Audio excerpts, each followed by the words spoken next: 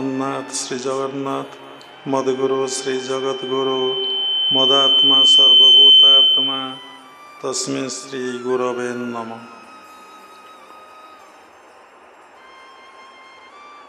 गुरु ब्रह्मा गुरु विष्णु गुरुदेव महेश्वर गुरु साक्षात् परम ब्रह्म तस्मै श्री गुरवे नमः।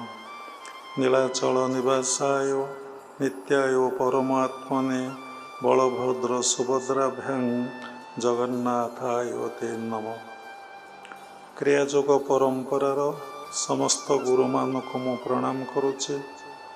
विश्वर प्रत्येक संप्रदायर गुरु मानक मु प्रणाम करुचे। उपस्थित भगवत स्वरूपगण सबुरी भितर जगन्नाथ उपलब्धि करी मु प्रणाम करुचे। आज सेप्टेम्बर 14 तारीख 2025 मसीहा।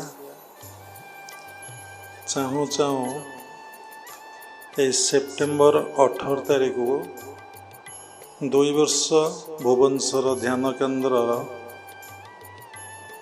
प्रतिष्ठा होइछि।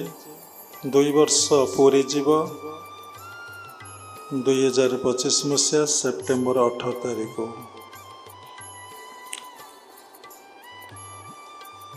समस्ते चाहती ये जीवनटा केमती सुख शांति आनंद रे अतिवाहित हो। कई दुख केतबले चाहती नहीं, कष्ट चाहती नहीं, जंत्रणा चाहती नहीं। समस्ते किंतु आनंद चाहते। जे भौतिक जगतर यात्री, जे आध्यात्मिक जगतर यात्री, समस्तंकर लक्ष्य गोटिए केमती आमे आनंद आउ प्रेमर अधिकारी हवा। भौतिक जगतरे रही जो माने रही से माने चिंता करती बा भावती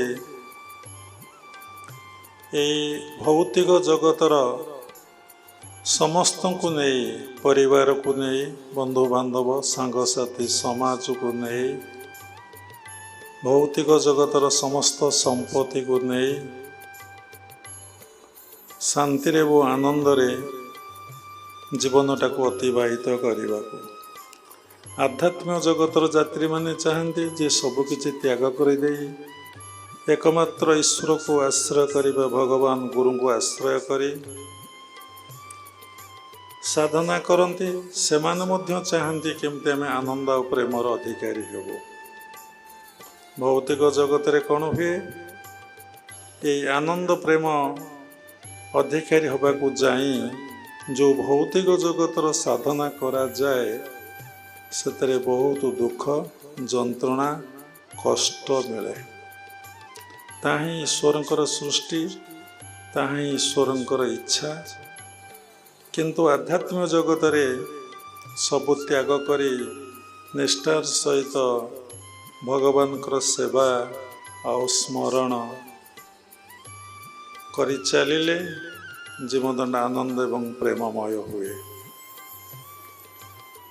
सांसारिक जगत रे अनेक बाधा विघ्न प्रतिबंधक आसे भगवान को उपासना करिया पाई, भगवान को सेवा करिया पाई, भगवान को स्मरण करिया पाई, सबुबले भगवत चेतना रे रहिबा पाई। कहीं ना सेठी अनेक कर्म रे मनीष कौन करे ना बांधी पड़ी थाए एवं प्रत्येक कर्म को से भगवत कर्म बोली भावी न थाए एवं प्रत्येक कर्म ईश्वर सृष्टि करिचंदी तार से स्रष्टा से कथा को मध्य से उपलब्धि अनुभव करि न थाए एवं ईश्वर तांकर कार्य को से करुचंदी कराउचंदी विभिन्न माध्यम द्वारा से कथा को मध्य से अनुभव करि न थाए। से सबुबले निजको मु बोली भावुए ଏ ସୃଷ୍ଟିଟା ଯେ କାହାର ତାକୁ ବି ଜଣା ନଥାଏ। ମୁଁ ଆସିବା ପୂର୍ବରୁ ଥିଲି, ଏବେ ବି ଅଛି, ସୃଷ୍ଟି ଅଛି, ମୁଁ ଗଲା ପରେ ମଧ୍ୟ ଏ ସୃଷ୍ଟି ପ୍ରଭାବ ଏମିତି ରହିବ। ଗ୍ରୀଷ୍ମ ଆସିବ, ବର୍ଷା ଆସିବ, ଶରତ ଆସିବ, ଶୀତ ଆସିବ, ଏମିତି ଯେଉଁ ଋତୁ ଚାଲିଛି ପରିବର୍ତ୍ତନ ଏମିତି ଚାଲିଥିବ। ଭାଗବତରେ ଲେଖା ଅଛି, ଯୁଗକୁ ଯୁଗ ଏଇ ମତେ ପରମାନନ୍ଦ ଏ ଜଗତେ। ଏମିତି ସୃଷ୍ଟିର ପ୍ରକ୍ରିୟା ଏମିତି କେଉଁ ଅନାଦି କାଳରୁ ଚାଲିଛି, ତାର ହିସାବ ନିକାଶ କାହାରି ପାଖରେ ନାହିଁ। ସମସ୍ତେ ଭୌତିକ ଜଗତର ଯେଉଁମାନେ ଯାତ୍ରୀ, ସେମାନେ ଭାବନ୍ତି ଈଶ୍ୱରଙ୍କର ସୃଷ୍ଟି ଯେଉଁ ସବୁ ପଦାର୍ଥ ହେଇଛି, ଈଶ୍ୱରଙ୍କର ଯେଉଁ ବିଭୂତି, ସେଇଥିରେ ପ୍ରାୟ ଆନନ୍ଦ ଅଛି, ଶାନ୍ତି ଅଛି। ଯେଉଁମାନେ ସବୁ ତ୍ୟାଗ କରି ପଳାଇ ଆସିଥାନ୍ତି, ଏକାନ୍ତରେ ବସି ଭଗବାନଙ୍କୁ ସେବା, ପୂଜା, ସ୍ମରଣ, ଧ୍ୟାନ, ଜପ, ତପରେ ଲାଗି ପଡ଼ିଥାନ୍ତି, ସେମାନେ ନିଶ୍ଚିନ୍ତ ଭାବରେ ଆନନ୍ଦ ଓ ପ୍ରେମର ଅଧିକାରୀ ହୁଅନ୍ତି। କାରଣ ସେ କୌଣସି କର୍ମ ଜଞ୍ଜାଳ ସହିତ ଜଡ଼ିତ ନଥାନ୍ତି, କେବଳ ଗୋଟିଏ କର୍ମରେ ଥାଆନ୍ତି, ଭଗବତ କର୍ମରେ, ଈଶ୍ୱର ଚେତନାରେ ସେ ବୁଡ଼ିଥାନ୍ତି। ଗୋଟେ ସୁନ୍ଦର କଥା ଅଛି, ଭଗବାନଙ୍କର ଯିଏ ଶରଣାପନ୍ନ ହୁଏ, ଭଗବାନଙ୍କୁ ଯିଏ ଆଶ୍ରୟ କରେ, ଭଗବାନଙ୍କ ଉପରେ ଯିଏ ନିର୍ଭର କରେ, ଭଗବାନ ତାର ସମସ୍ତ ଦାୟିତ୍ୱ ନିଅନ୍ତି। ଏବଂ ଭଗବାନଙ୍କ ପାଖକୁ ଗୋଟିଏ ପାଦ ଗଲେ ସେ ଆମ ପାଖକୁ 100 ପାଦ ଆସନ୍ତି। ଆପଣ ଯେଉଁଠି ରୁହନ୍ତୁ କିଛି ଯାଏ ଆସେ ନା, ସମସ୍ତେ ସେଇ ଭଗବାନଙ୍କ ସୃଷ୍ଟି ଭିତରେ ହିଁ ଅଛନ୍ତି। ଏକନାଥ ଜଣେ ଭକ୍ତ ଥିଲେ। ସେ ସବୁବେଳେ କ'ଣ କରୁଥିଲେ ନା ଭଗବାନଙ୍କର ସେବା ପୂଜାରେ ଥିଲେ। ଭଗବାନ କେତେବେଳେ ପ୍ରସନ୍ନ ହୁଅନ୍ତି ନା ଯେତେବେଳେ ତାଙ୍କ ସେବା କରାଯାଏ, ତାଙ୍କୁ ସବୁବେଳେ ସ୍ମରଣ କରାଗଲେ ସେ ପ୍ରସନ୍ନ ରୁହନ୍ତି। ଯିଏ କରେ ଭଗବାନ ତା ଉପରେ ପ୍ରସନ୍ନ ଥାଆନ୍ତି। ଏକନାଥ ଶଯ୍ୟା ତ୍ୟାଗରୁ ଶଯ୍ୟାକୁ ଯିବା ପର୍ଯ୍ୟନ୍ତ ସବୁବେଳେ କ'ଣ କରନ୍ତି ନା ଭଗବାନଙ୍କ ସେବାରେ ଲାଗିଥାନ୍ତି। ଠାକୁରଙ୍କୁ ମଙ୍ଗଳାରତି କରିବା, ଠାକୁରଙ୍କୁ ସ୍ନାନ କରିଦେବା, ଠାକୁରଙ୍କୁ ଶୃଙ୍ଗାର କରିବା, ଠାକୁରଙ୍କୁ ଭୋଗ ଲଗାଇବା, ଠାକୁର ନାମକୁ ଜପ କରିବା, ଠାକୁରଙ୍କୁ ଧ୍ୟାନ କରିବା, ଠାକୁରଙ୍କ ବିଷୟରେ ଗୀତା ଭାଗବତକୁ ପାଠ କରିବା, ଏମିତି ସବୁ ସମୟରେ ଭଗବାନଙ୍କ ସେବାରେ ନିୟୋଜିତ ଥାନ୍ତି। ଭଗବାନ ଦେଖିଲେ ସବୁବେଳେ ସେ କେବଳ ମୋରି ସେବା କରୁଛି, ମୋରି ପୂଜା କରୁଛି, ମୋର ଉପାସନା କରୁଛି, ତା ମନରେ ଆଉ କୌଣସି ସଂକଳ୍ପ ବିକଳ୍ପ କିଛି ନାହିଁ। ସବୁବେଳେ ମୋରି କାର୍ଯ୍ୟରେ ସେ ବ୍ୟସ୍ତ ଅଛି। କ'ଣ କଲେ? ଭାବିଲେ ଏତେ ବର୍ଷ ହେଲାଣି, ବୁଢ଼ା ହେଲେଣି, ସେ ମୋରି କାମରେ ହିଁ ରତ ରହିଛି।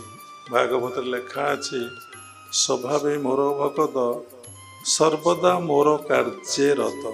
ଯିଏ ମୋର ଭକ୍ତ ସବୁବେଳେ ମୋରି କାମ ହିଁ କରୁଥାଏ। ମନରେ ପ୍ରଶ୍ନ ଉଠେ, ଗୃହସ୍ଥାଶ୍ରମ ରହି କ'ଣ କରିହେବ? କରିହେବ। ସବୁ ଛାଡ଼ିଛୁଡ଼ି ଦେଇ ସନ୍ନ୍ୟାସ ଆଶ୍ରମ ଆସିଲେ କରିହେବ? କରିହେବ। ସବୁଥିପାଇଁ ଗୋଟେ କ'ଣ ନା ଦୃଢ଼ ସଂକଳ୍ପ, ଦୃଢ଼ ନିଷ୍ଠା, ଆଉ ସେତିକି ଗୁରୁଙ୍କର ସାନ୍ନିଧ୍ୟ, ଗୁରୁଗତ ପ୍ରାଣ, ଗୁରୁ ମୁଖ ହେଲେ ଯାଇକି ସବୁ କରିହେବ। ଭଗବାନ ଦେଖିଲେ ଏକନାଥ ସେବା କାର୍ଯ୍ୟରେ ସବୁବେଳେ ବ୍ୟସ୍ତ। ଗୋଟେ ବ୍ରାହ୍ମଣ ରୂପ ଧରି ଆସି ପହଞ୍ଚିଲେ। କହିଲେ, ମୁଁ ତମ ପାଖରେ ଚାକିରି କରିବି। ସେ କହିଲେ, ନା ନା, ମୁଁ ତୁମ ପାଖରେ ରହି ସେବା କରିବି, ଚାକିରି ନୁହେଁ, ସେବା କରିବି। ସେ କହିଲେ, ମୁଁ ସେବା ନେବାକୁ ଚାହେଁନି, ମୁଁ ସର୍ବଦା ଭଗବାନଙ୍କର ସେବା କରୁଛି, ମୁଁ ସେଇ ସେବାରେ ଅଛି, ମୁଁ କାହାର ସେବା ଗ୍ରହଣ କରିପାରିବି ନାହିଁ। ଭଗବାନ ଜିଦି କଲେ, ବ୍ରାହ୍ମଣ ରୂପରେ ଆସିଛନ୍ତି। ସେ ସୋଉଠୁ ଏକନାଥ କହିଲେ, ଯଦି ତୁମେ କହୁଛ ରୁହ, ମୁଁ ଯେଉଁ ସେବା କାର୍ଯ୍ୟ କରୁଛି ପ୍ରଭୁଙ୍କର, ମୋର ତ ବାର୍ଦ୍ଧକ୍ୟ ଅବସ୍ଥା ଆସି ହେଲାଣି, ତୁମେ ମୋତେ ସେଥିରେ ଟିକେ ସହଯୋଗ କରିବ। ସେ କହିଲେ ହଉ ଆଉ। ଭଗବାନଙ୍କ ସେବା କାର୍ଯ୍ୟରେ ଭଗବାନ ନିଜେ ସହଯୋଗ କଲେ। କ'ଣ କଲେ ନା ଚନ୍ଦନ ଘୋରିବାରେ, ଫୁଲ ସଜାଡ଼ିବାରେ, ଫୁଲ ଦବାରେ ପ୍ରଭୁଙ୍କ ସେବା ଏକନାଥ ସହିତ ମିଶିକି ଭଗବାନ କଲେ। ମନରେ ପ୍ରଶ୍ନ ଉଠିବ, ଭଗବାନ ତ ସର୍ବବ୍ୟାପୀ, ସବୁଠି ପରିପୂର୍ଣ୍ଣ ଅଛନ୍ତି, ସେ ଅନେକ ରୂପ ଧାରଣ କରିପାରନ୍ତି, ସେ ଯାହା ଚାହିଁବେ ତାହା କରିପାରିବେ, ତାଙ୍କର ଇଚ୍ଛା। ସେଠୁ କୌଣସି ପ୍ରଶ୍ନ ଦେଖାଯାଏ ନାହିଁ, କିନ୍ତୁ କୌଣସି ଆଲୋଚନା ବି କରାଯାଏ ନାହିଁ। ସେଠୁ ଏମିତି 12 ବର୍ଷ ଅତିବାହିତ ହେଇଗଲା। ଏକନାଥଙ୍କ ପାଖରେ ଭଗବାନ ବ୍ରାହ୍ମଣ ରୂପରେ ରହି ସେବା କାର୍ଯ୍ୟ କରାଇଲେ। ଏସବୁ ଗପ ନୁହେଁ, କାହାଣୀ ନୁହେଁ, ଏ ସତ କଥା। ଏଇସବୁ 1500-1600 ଖ୍ରୀଷ୍ଟାବ୍ଦର କଥା ସବୁ।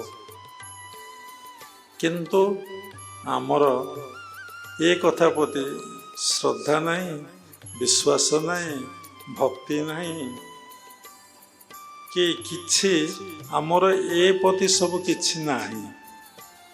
କାହିଁକି ନାହିଁ ନା ଆମକୁ ସେଇଭଳି ପରିବେଶ ଆମ ପାଇନେ ଜନ୍ମରୁ, ଏବଂ ଆମେ ସେଇଭଳି ଶିକ୍ଷା ଆମ ସ୍କୁଲ କଲେଜରେ ଆମକୁ ଦିଆଯାଇ ନାହିଁ।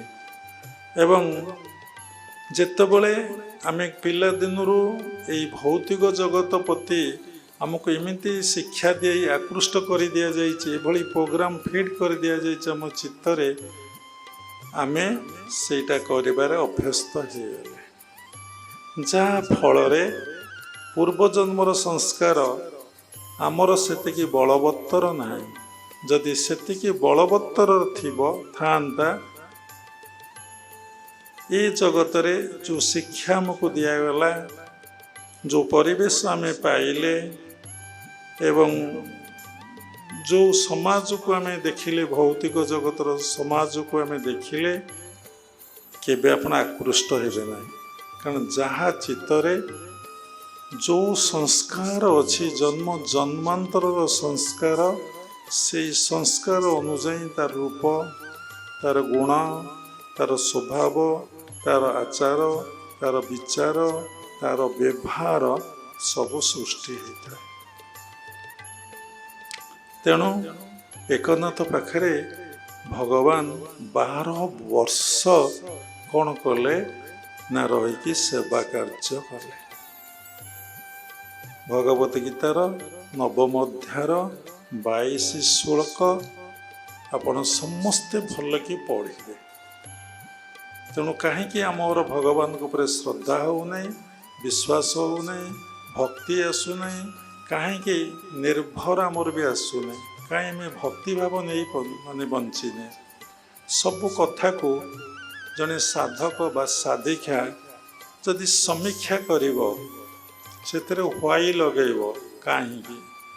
ବାବା ଅନେକ ଥର କଥା ପ୍ରସଙ୍ଗରେ କହନ୍ତି, ପ୍ରତ୍ୟେକ କଥାରେ ତୁମେ ହ୍ୱାଇ ଲଗାଅ।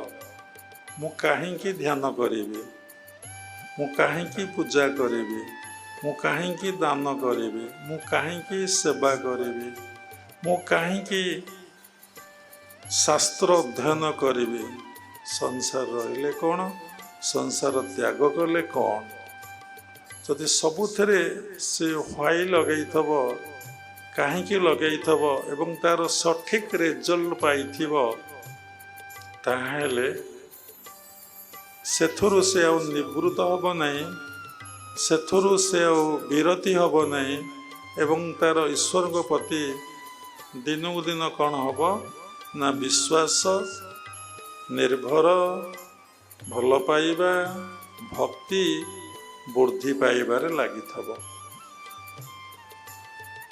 ଧର୍ମ ଜୀବନ ଆରମ୍ଭ ହୁଏ ତ୍ୟାଗରେ, ତାର ପରିସମାପ୍ତି ହୁଏ ତ୍ୟାଗରେ। ଯିଏ ଯେତେ ବଡ଼ ତ୍ୟାଗୀ, ସେ ସେତେ ବଡ଼ ଧାର୍ମିକ। ଯାହାକୁ ଯୋଗ ଭାଷାରେ କୁହାଯାଏ ବୈରାଗ୍ୟ। ପରମ ସୁଖଟି ବୈରାଗ୍ୟ, ଆଶାଟି ପରମ ଦୁଃଖ। ଦେଖନ୍ତୁ, ଯେତେ କଷ୍ଟ ଆମକୁ ମିଳୁଛି, ଦୁଃଖ ମିଳୁଛି, ଯନ୍ତ୍ରଣା ମିଳୁଛି, ତା ମୂଳରେ କାରଣ ହେଉଛି ଆସକ୍ତି ବା ପ୍ରାପ୍ତି। ଯାହାର ପ୍ରାପ୍ତି ଆଶା ନାହିଁ, କୌଣସି ଆସକ୍ତି ନାହିଁ, ଦେଖିବେ ସେ କେବେ ଦୁଃଖ କଷ୍ଟ ଯନ୍ତ୍ରଣା ପାଇବନି। ସେ ଭୌତିକ ଜଗତର ଯାତ୍ରୀ ହଉ କିମ୍ବା ଆଧ୍ୟାତ୍ମିକ ଜଗତର ଯାତ୍ରୀ ହଉ, ତାକୁ ସେ ସମୀକ୍ଷା କରି ଦେଖିବ। ଆଧ୍ୟାତ୍ମିକ ଜଗତର ଯାତ୍ରୀ ଭାବିଛି ଗୋଟେ ଆଶ୍ରମ କରିବି, ଗୋଟେ ମନ୍ଦିର କରିବି, ଗୋଟେ ଯଜ୍ଞ କରିବି, ଗୋଟେ ପ୍ରଭୁଙ୍କ ପାଇଁ ଗୋଟେ ଉପାସନା ଗୃହ କରିବି, ଯେତିକ ଆଧ୍ୟାତ୍ମିକ ଜଗତର କାର୍ଯ୍ୟ ଅଛି, କି ସବୁ ତୀର୍ଥସ୍ଥାନ ପରିକ୍ରମା କରିବାକୁ ଯିବି। ଯେତେବେଳେ ମନ ଚାହିଁଲା, ସତ୍ କର୍ମ ହେଲେ କ'ଣ ହେଲା, ସତ୍ ଚିନ୍ତା ହେଲେ କ'ଣ ହେଲା, ତା ତୁମକୁ ବି ଦୁଃଖ ଦେଉଛି ଯଦି ତା ପୂର୍ଣ୍ଣ ନ ହେଉଛି, କିନ୍ତୁ ଦୁଃଖ ପାଉଛି। ସେମିତି ଭୌତିକ ଜଗତରେ, ସାଂସାରିକ ଜଗତରେ ସେମିତି ସେ କେତେ ଗୁଡ଼ିଏ କାମନା ବାସନା, ଭଲ ପାଠ ପଢ଼ିବି, ଭଲ ଚାକିରି କରିବି, କି ଜାଗା କିଣିବି, କୋଠା ବାଡ଼ି କରିବି, ଭଲ ସ୍ତ୍ରୀଟିଏ ପାଇବି, ଭଲ ପୁଅ ଝିଅ ମୋର ହେବେ, ସେମାନଙ୍କୁ ପାଠ ପଢ଼େଇବି, ସେମାନେ ଭଲ ସବୁ ମାର୍କ ରଖିବେ। ଦେଖନ୍ତୁ ସବୁରି ମୂଳରେ ଗୋଟେ ପ୍ରାପ୍ତି ବା ଆଶା ରହୁଛି, ଯାହାକୁ ଯୋଗ ଭାଷାରେ କୁହାଯାଉଛି କାମନା ରହୁଛି। ସତ୍ କାମନା ରହିଲେ ବି ଦୁଃଖ ମିଳୁଛି, ଅସତ କାମନା ରହିଲେ ବି ଦୁଃଖ ମିଳୁଛି। ତାହେଲେ କ'ଣ କରିବ? ତାହେଲେ ସତ୍ କାମନା କରିବ ନାହିଁ, ଆଉ କ'ଣ ଅସତ କାମନା ବି କରିବ ନାହିଁ। ଯେଉଁ କାମନା କର ଦୁଃଖ ମିଳୁଛି, ଯେଉଁ ପ୍ରାପ୍ତି ରଖ ତାହା ହିଁ ଦୁଃଖ ମିଳୁଛି। ସବୁବେଳେ ଆପଣ ହ୍ୱାଇ ଲଗେଇବେ, କାହିଁକି ମୁଁ ଭଗବାନ ନିକଟରେ ନିଜକୁ ଆଗ ସମର୍ପଣ କଲେ ମୁଁ ଜଣେ ଏ ସାଂସାରିକ ଜଗତର ଭଲ ଯାତ୍ରୀ ହେଇପାରିବି ଏବଂ ଆଧ୍ୟାତ୍ମିକ ଜଗତର ମଧ୍ୟ ଭଲ ଯାତ୍ରୀ ହେଇପାରିବି। ସଂସାର ରହି ମୁଁ ଆନନ୍ଦ ପ୍ରେମର ଅଧିକାରୀ ହେବି, ସଂସାର ତ୍ୟାଗ କରିକି ମଧ୍ୟ ମୁଁ ସେଇ ଆନନ୍ଦ ପ୍ରେମର ଅଧିକାରୀ ହେବି। ତେଣୁ ସମସ୍ତେ ତ ସଂସାର ଛାଡ଼ିକି ଯାଇପାରିବେ ନାହିଁ ନା, ଏବଂ ସମସ୍ତେ କ'ଣ ବ୍ରହ୍ମଚାରୀ ସନ୍ନ୍ୟାସ ଆଶ୍ରମ ଅବଲମ୍ବନ କରିପାରିବେ? ଗୃହସ୍ଥ ଆଶ୍ରମ ରହିବେ। ତେଣୁ ଗୃହସ୍ଥ ଆଶ୍ରମରେ ରହିକି ଆମକୁ କିଭଳି ଭାବରେ ସର୍ବଦା ଭଗବାନଙ୍କର ସେବା ଆଉ ଭଗବାନଙ୍କର ସ୍ମରଣ, ମାନେ ପ୍ରତ୍ୟେକଟି ସମୟରେ ଆପଣ ତାଙ୍କୁ ସ୍ମରଣ କରୁଥିବେ। କେମିତି ଭାବିବେ? ଆପଣଙ୍କ ମନ ଭିତରେ ପୁଅ ରହିବ, ଝିଅ ରହିବ, ସ୍ତ୍ରୀ ରହିବ, ସ୍ତ୍ରୀ ଥିଲେ ସ୍ୱାମୀ ରହିବ, ବନ୍ଧୁବାନ୍ଧବ ରହିବେ, ବାପା ମା ରହିବେ। ଏ ମନ କ'ଣ ହବ ନା, ଯିଏ ଆପଣ ମନ ଭିତରକୁ ଆସିଲେ ବା ଆସୁଛନ୍ତି ବା ଆସିକି ରହିଛନ୍ତି, ବସା ବାନ୍ଧିଛନ୍ତି, ତାଙ୍କ ସହିତ ଆପଣ ଜଡ଼ିତ ଅଛନ୍ତି। ସେଇଠି ସଂସାର। ଯଦି ମନ ଭିତରେ କେହି ନାହାନ୍ତି, କେବଳ ଭଗବାନ ଅଛନ୍ତି, ତ ସେତେବେଳେ ଆମେ ତାକୁ କ'ଣ କହିଲେ ନା ଯୋଗ କଲେ, ତାଙ୍କ ସହିତ ଆମେ ରହିଲେ। ତେଣୁ ଆମକୁ ଦୁଃଖ ଯନ୍ତ୍ରଣା କଷ୍ଟ ମିଳିବ। କେମିତି ସମ୍ଭବ ହେଇପାରିବ? ଏଥିପାଇଁ କି ଆମକୁ ତତ୍ତ୍ୱ ଗୁରୁ ଗ୍ରହଣ କରିବାକୁ ପଡ଼ିବ। ଗୁରୁ ଗ୍ରହଣ କରିବାଟା ବଡ଼ କଥା ନୁହେଁ, ଗୁରୁଙ୍କର ସାନ୍ନିଧ୍ୟ ବାରମ୍ବାର ଲାଭ କରିବାକୁ ପଡ଼ିବ, ଗୁରୁଗତ ଜୀବନ ହେବାକୁ ପଡ଼ିବ, ଗୁରୁ ମୁଖ ହେବାକୁ ପଡ଼ିବ। ଗୁରୁ ଯାହା କହିବେ ଆମେ ତାକୁ ମାନି ନେବାକୁ ପଡ଼ିବ। ସେଥିରେ ହ୍ୱାଇ ଲଗେଇବେ, କାହିଁକି ମାନିବି, କ'ଣ ପାଇଁ ମାନିବି? ଯଦି ନ ମାନି ମୁଁ ଚଳିବି, ମୋର ସଂସ୍କାର ଅନୁଯାୟୀ, ମୋର ଇଚ୍ଛା ଅନୁଯାୟୀ, ମୋର ପ୍ରକୃତି ଅନୁଯାୟୀ, ପ୍ରତ୍ୟେକ ଲୋକର ପ୍ରକୃତି ଅଛି, ନେଚର ଆମେ କହୁଛେ। ଦେଖିବେ ଯଦି ଜନ୍ମ ଜନ୍ମାନ୍ତର ଆଧ୍ୟାତ୍ମିକ ସଂସ୍କାର ଯଦି ଆପଣଙ୍କ ଭିତରେ ଠୁଳ ନ ହେଇଥିବ ବା ସତ୍ ସଂସ୍କାର ଠୁଳ ନ ହେଇଥିବ, ଆପଣ ସେଥିରୁ ଦୁଃଖ ଯନ୍ତ୍ରଣା କଷ୍ଟ ପାଇବେ। ସମସ୍ତେ ସତ୍ସଙ୍ଗର ଆଶ୍ରୟ ନିଅନ୍ତି, ସାଧୁସଙ୍ଗ କରନ୍ତି, ସ୍ୱାଧ୍ୟାୟ ମଧ୍ୟ କରନ୍ତି, କିନ୍ତୁ କାହିଁକି ୟାକୁ କରୁଛି ତାକୁ ସମୀକ୍ଷା କରନ୍ତି ନାହିଁ। ଆକୁ କେବଳ କରୁଛି ମୋର ସ୍ୱଭାବକୁ ପରିବର୍ତ୍ତନ କରିବା ପାଇଁ, ମୋର ଆଚରଣକୁ ପରିବର୍ତ୍ତନ କରିବା ପାଇଁ, ମୋତେ ନିଜକୁ ଶୁଦ୍ଧ ଏବଂ ପବିତ୍ର କରିବା ପାଇଁ। କିନ୍ତୁ ପଢ଼ା ଚାଲିଛି, ନାମ ଚାଲିଛି, ସ୍ୱାଧ୍ୟାୟ ଚାଲିଛି, ସତ୍ସଙ୍ଗ ଆସିବାର ହେଉଛି, ଦାନ ବି ଦିଆ ହେଉଛି, କିନ୍ତୁ ତାର ସମୀକ୍ଷା ନାହିଁ ଏବଂ ମୋ ମନ ଉପରେ ତାର ପ୍ରଭାବ କ'ଣ ପଡ଼ୁଛି, ମୁଁ କେତେ ଶୁଦ୍ଧ ପବିତ୍ର ନିର୍ମଳ ହେଇପାରୁଛି। କି ଶୁଦ୍ଧ ହେଉଛି ନା ମନ କ'ଣ ଶୁଦ୍ଧ ନା ତାର କାହା ପ୍ରତି ପଜିଟିଭ୍ ଭାବନା ନାହିଁ, କାହା ପ୍ରତି ନେଗେଟିଭ୍ ଭାବନା ବି ନାହିଁ। ସବୁବେଳେ ସେ ସନ୍ନ୍ୟାସ ହଉ, ବ୍ରହ୍ମଚାରୀ ହଉ, ଗୃହସ୍ଥ ହଉ କି ବାନପ୍ରସ୍ଥ ହଉ, ଚାରିଟା ତ ଆଶ୍ରମ, ସେ ଯେଉଁ ଆଶ୍ରମର ଗୋଟିଏ ସ୍ଥିତିରେ, ଗୋଟିଏ ଭାବରେ, ଗୋଟିଏ ଚିନ୍ତାରେ, ଗୋଟିଏ ଲକ୍ଷ୍ୟରେ ସେ ରହିବ। ଏଇ ଶିକ୍ଷାଟା ଆମକୁ ଦିଆଯାଉନି। ଏଇ ଭାବରେ ରହିଲେ ଆମେ ତ ଯାହା କରୁଛେ ଆନନ୍ଦ ପାଇଁ ନା, ଯାହା କରୁଛେ ଆନନ୍ଦ ପାଇଁ।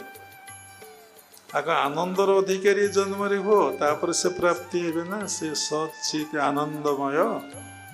ଦେଖନ୍ତୁ, ଯଦି ଅଧିକାଂଶ ସମୟ ଆପଣ ଟିକେ ହସିବେ, ଦେଖିବେ ଆପଣଙ୍କୁ କେତେ ଭଲ ଲାଗିବ। ହସଟା ସହଜେ ଆସିବ ନାହିଁ। ଯେତେବେଳେ ମନରେ କୌଣସି କାମନା ରହିଯିବ, ଅସତ କାମନା ରହିଯିବ, ପ୍ରାପ୍ତି ଆଶା ରହିଯିବ, ବିଭିନ୍ନ ପ୍ରକାର ପ୍ରାପ୍ତି, ମୋତେ କିଏ ସମ୍ମାନ ଦିଅନ୍ତୁ ଗୋଟେ ପ୍ରାପ୍ତି, ମୋତେ କିଏ ମାନନ୍ତୁ ଗୋଟେ ପ୍ରାପ୍ତି, ମୋତେ କିଏ ଫୁଲମାଳ ପିନ୍ଧାନ୍ତୁ ଗୋଟେ ପ୍ରାପ୍ତି, ଆପଣ ସବୁଟାକୁ ଦେଖିବେ। ମୋତେ କିଏ ଭଲ କଥା କୁହନ୍ତୁ ଗୋଟେ ପ୍ରାପ୍ତି, ମୋର କିଏ ସେବା କରନ୍ତୁ ଗୋଟେ ପ୍ରାପ୍ତି। ଏଇଠି ଏକନାଥ କ'ଣ କହିଲେ ନା, ମୁଁ ସେବା କାହାର ନେବି ନାହିଁ, ମୁଁ ଭଗବାନଙ୍କର ସେବା କରୁଛି, ଆପଣ ମୋ ପାଖରେ ମୋର ସେବା କାହିଁ କରିବେ? ତାହେଲେ ମୁଁ ଭଗବାନଙ୍କ ସେବାରେ ଆପଣଙ୍କୁ ସାହାଯ୍ୟ ଏବଂ ସହଯୋଗ କରିବି। ନା କର। 12 ବର୍ଷ ପରେ ଜାଣିଲେ ଭଗବାନ ମୋ ଘରେ ରହି, ମୋ ଘର ନୁହଁ ଏଇ ଆଶ୍ରମରେ ରହି ଭଗବାନ ଭଗବାନଙ୍କର ସେବା କରୁଛନ୍ତି। ତେଣୁ ଆମେ ଏଗୁଡ଼ା କ'ଣ କରୁଛେ ନା, ସମୀକ୍ଷା କରୁନେ। ପ୍ରତ୍ୟେକଟି ମୁହୂର୍ତ୍ତରେ ଆମେ ନିଜକୁ ସମୀକ୍ଷା କରି ଦେଖିବା। କାହାକୁ ସମୀକ୍ଷା କରିବା ନାହିଁ, କାହାକୁ ଦେଖିବା ନାହିଁ। ଆମର ଏଭଳି ନେଚର ହେଇଯାଇଛି, ପ୍ରକୃତି ହେଇଯାଇଛି, କେତେବେଳେ ଆମେ ନିଜକୁ ଦେଖୁନେ, ନିଜକୁ ସମୀକ୍ଷା କରୁନେ, ନିଜ ବିଷୟରେ ଆମେ କ'ଣ କରୁଛେ ନା ଆଲୋଚନା ବି କରୁନେ। ଆମେ ସବୁବେଳେ ଯେଉଁଠି ଦେଖିବା କାହା ବିଷୟ, କାହା କଥା, କାହାକୁ ଗୋଟେ ଦେଖିଛେ, କାହାକୁ ଗୋଟେ ସମୀକ୍ଷା କରୁଛେ, କାହାକୁ ଗୋଟେ ଆଲୋଚନା ବିଷୟରେ ଆମେ କରୁଛେ। ଅପର ଯେତେ କାମ କର୍ମ ତେଣେ ନୋହିବ ମତି ଭ୍ରମ। ଅପର ଯେତେ କାମ କର୍ମ ଭାଗବତରେ ଲେଖା ହେଇଛି, ତେଣେ ନୋହିବ ମତି ଭ୍ରମ। କାହାରି କାମ କର୍ମରେ ତ ମତି ଦବନି, ମନ ଦବନି।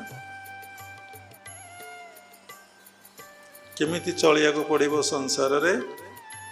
ତେଣୁ ଗୃହସ୍ଥାଶ୍ରମ କଥା ହେଉଛି ବଡ଼ କଥା ଏବଂ ଗୃହସ୍ଥାଶ୍ରମ ଅଲଗା 3 ଆଶ୍ରମକୁ ରକ୍ଷା କରେ। 3 ଆଶ୍ରମର ଦାୟିତ୍ୱ ନିଏ, ବାନପ୍ରସ୍ଥ, ବ୍ରହ୍ମଚାରୀ, ସନ୍ନ୍ୟାସ ଆଶ୍ରମର। ଜଣେ ଆଦର୍ଶ ସନ୍ନ୍ୟାସୀ ଠାରୁ ଜଣେ ଆଦର୍ଶ ଗୃହୀ ହେଉଛି ଶ୍ରେଷ୍ଠ। ତେଣୁ ଜଣେ ଆଦର୍ଶ ସନ୍ନ୍ୟାସୀ ହେଇପାରିବ ସହଜ, ଜଣେ ଆଦର୍ଶ ଗୃହୀ ହେଇପାରିବ ଏତେ ସହଜ ନୁହେଁ। କାହିଁକି ନା ସନ୍ନ୍ୟାସୀର କୌଣସି କର୍ମ ଜଞ୍ଜାଳ ନଥାଏ। ସନ୍ନ୍ୟାସୀ କେବଳ ଭଗବାନଙ୍କ ସେବା ପୂଜାରେ ଥାଏ। ସେଇ କର୍ମ ପାଇଁ ସେ ଗୃହ ତ୍ୟାଗ କରିକି ଯାଇଛି। ଗୃହସ୍ଥାଶ୍ରମ ରହିଲେ ଏସବୁରେ ବାଧାବିଘ୍ନ ପ୍ରତିବନ୍ଧକ ହବ ବୋଲି କେଉଁଥିରେ ନା ଭଗବତ ପ୍ରାପ୍ତିରେ ସେ ତ୍ୟାଗ କରି ପଳାଇଥାଏ। ତେଣୁ ଯିଏ କର୍ମ ଜଞ୍ଜାଳ ଭିତରେ ରହି ସେଇ ଆନନ୍ଦ ପ୍ରେମ ପାଇବାକୁ ହେଲେ ତାକୁ ବହୁତ ସଂଗ୍ରାମ କରିବାକୁ ପଡ଼େ। ବହୁତ ଅନୁକୂଳ ଆଉ ପ୍ରତିକୂଳ ପରିବେଶ ଦେଇକି ତାକୁ ଗତି କରିବାକୁ ପଡ଼ିଥାଏ। କାରଣ ସେ ସମସ୍ତଙ୍କ ସହିତ ରହିଥାଏ ଏବଂ ସମସ୍ତଙ୍କର ସଂସ୍କାର, ଚିନ୍ତାଧାରା, ଭାବଧାରା ଗୋଟିଏ ଗୋଟିଏ ସ୍ୱତନ୍ତ୍ର। କାହା ସହିତ କାହାକୁ କମ୍ପେୟାର କରି ଦେଖ, କେହି ମିଶିବେନି।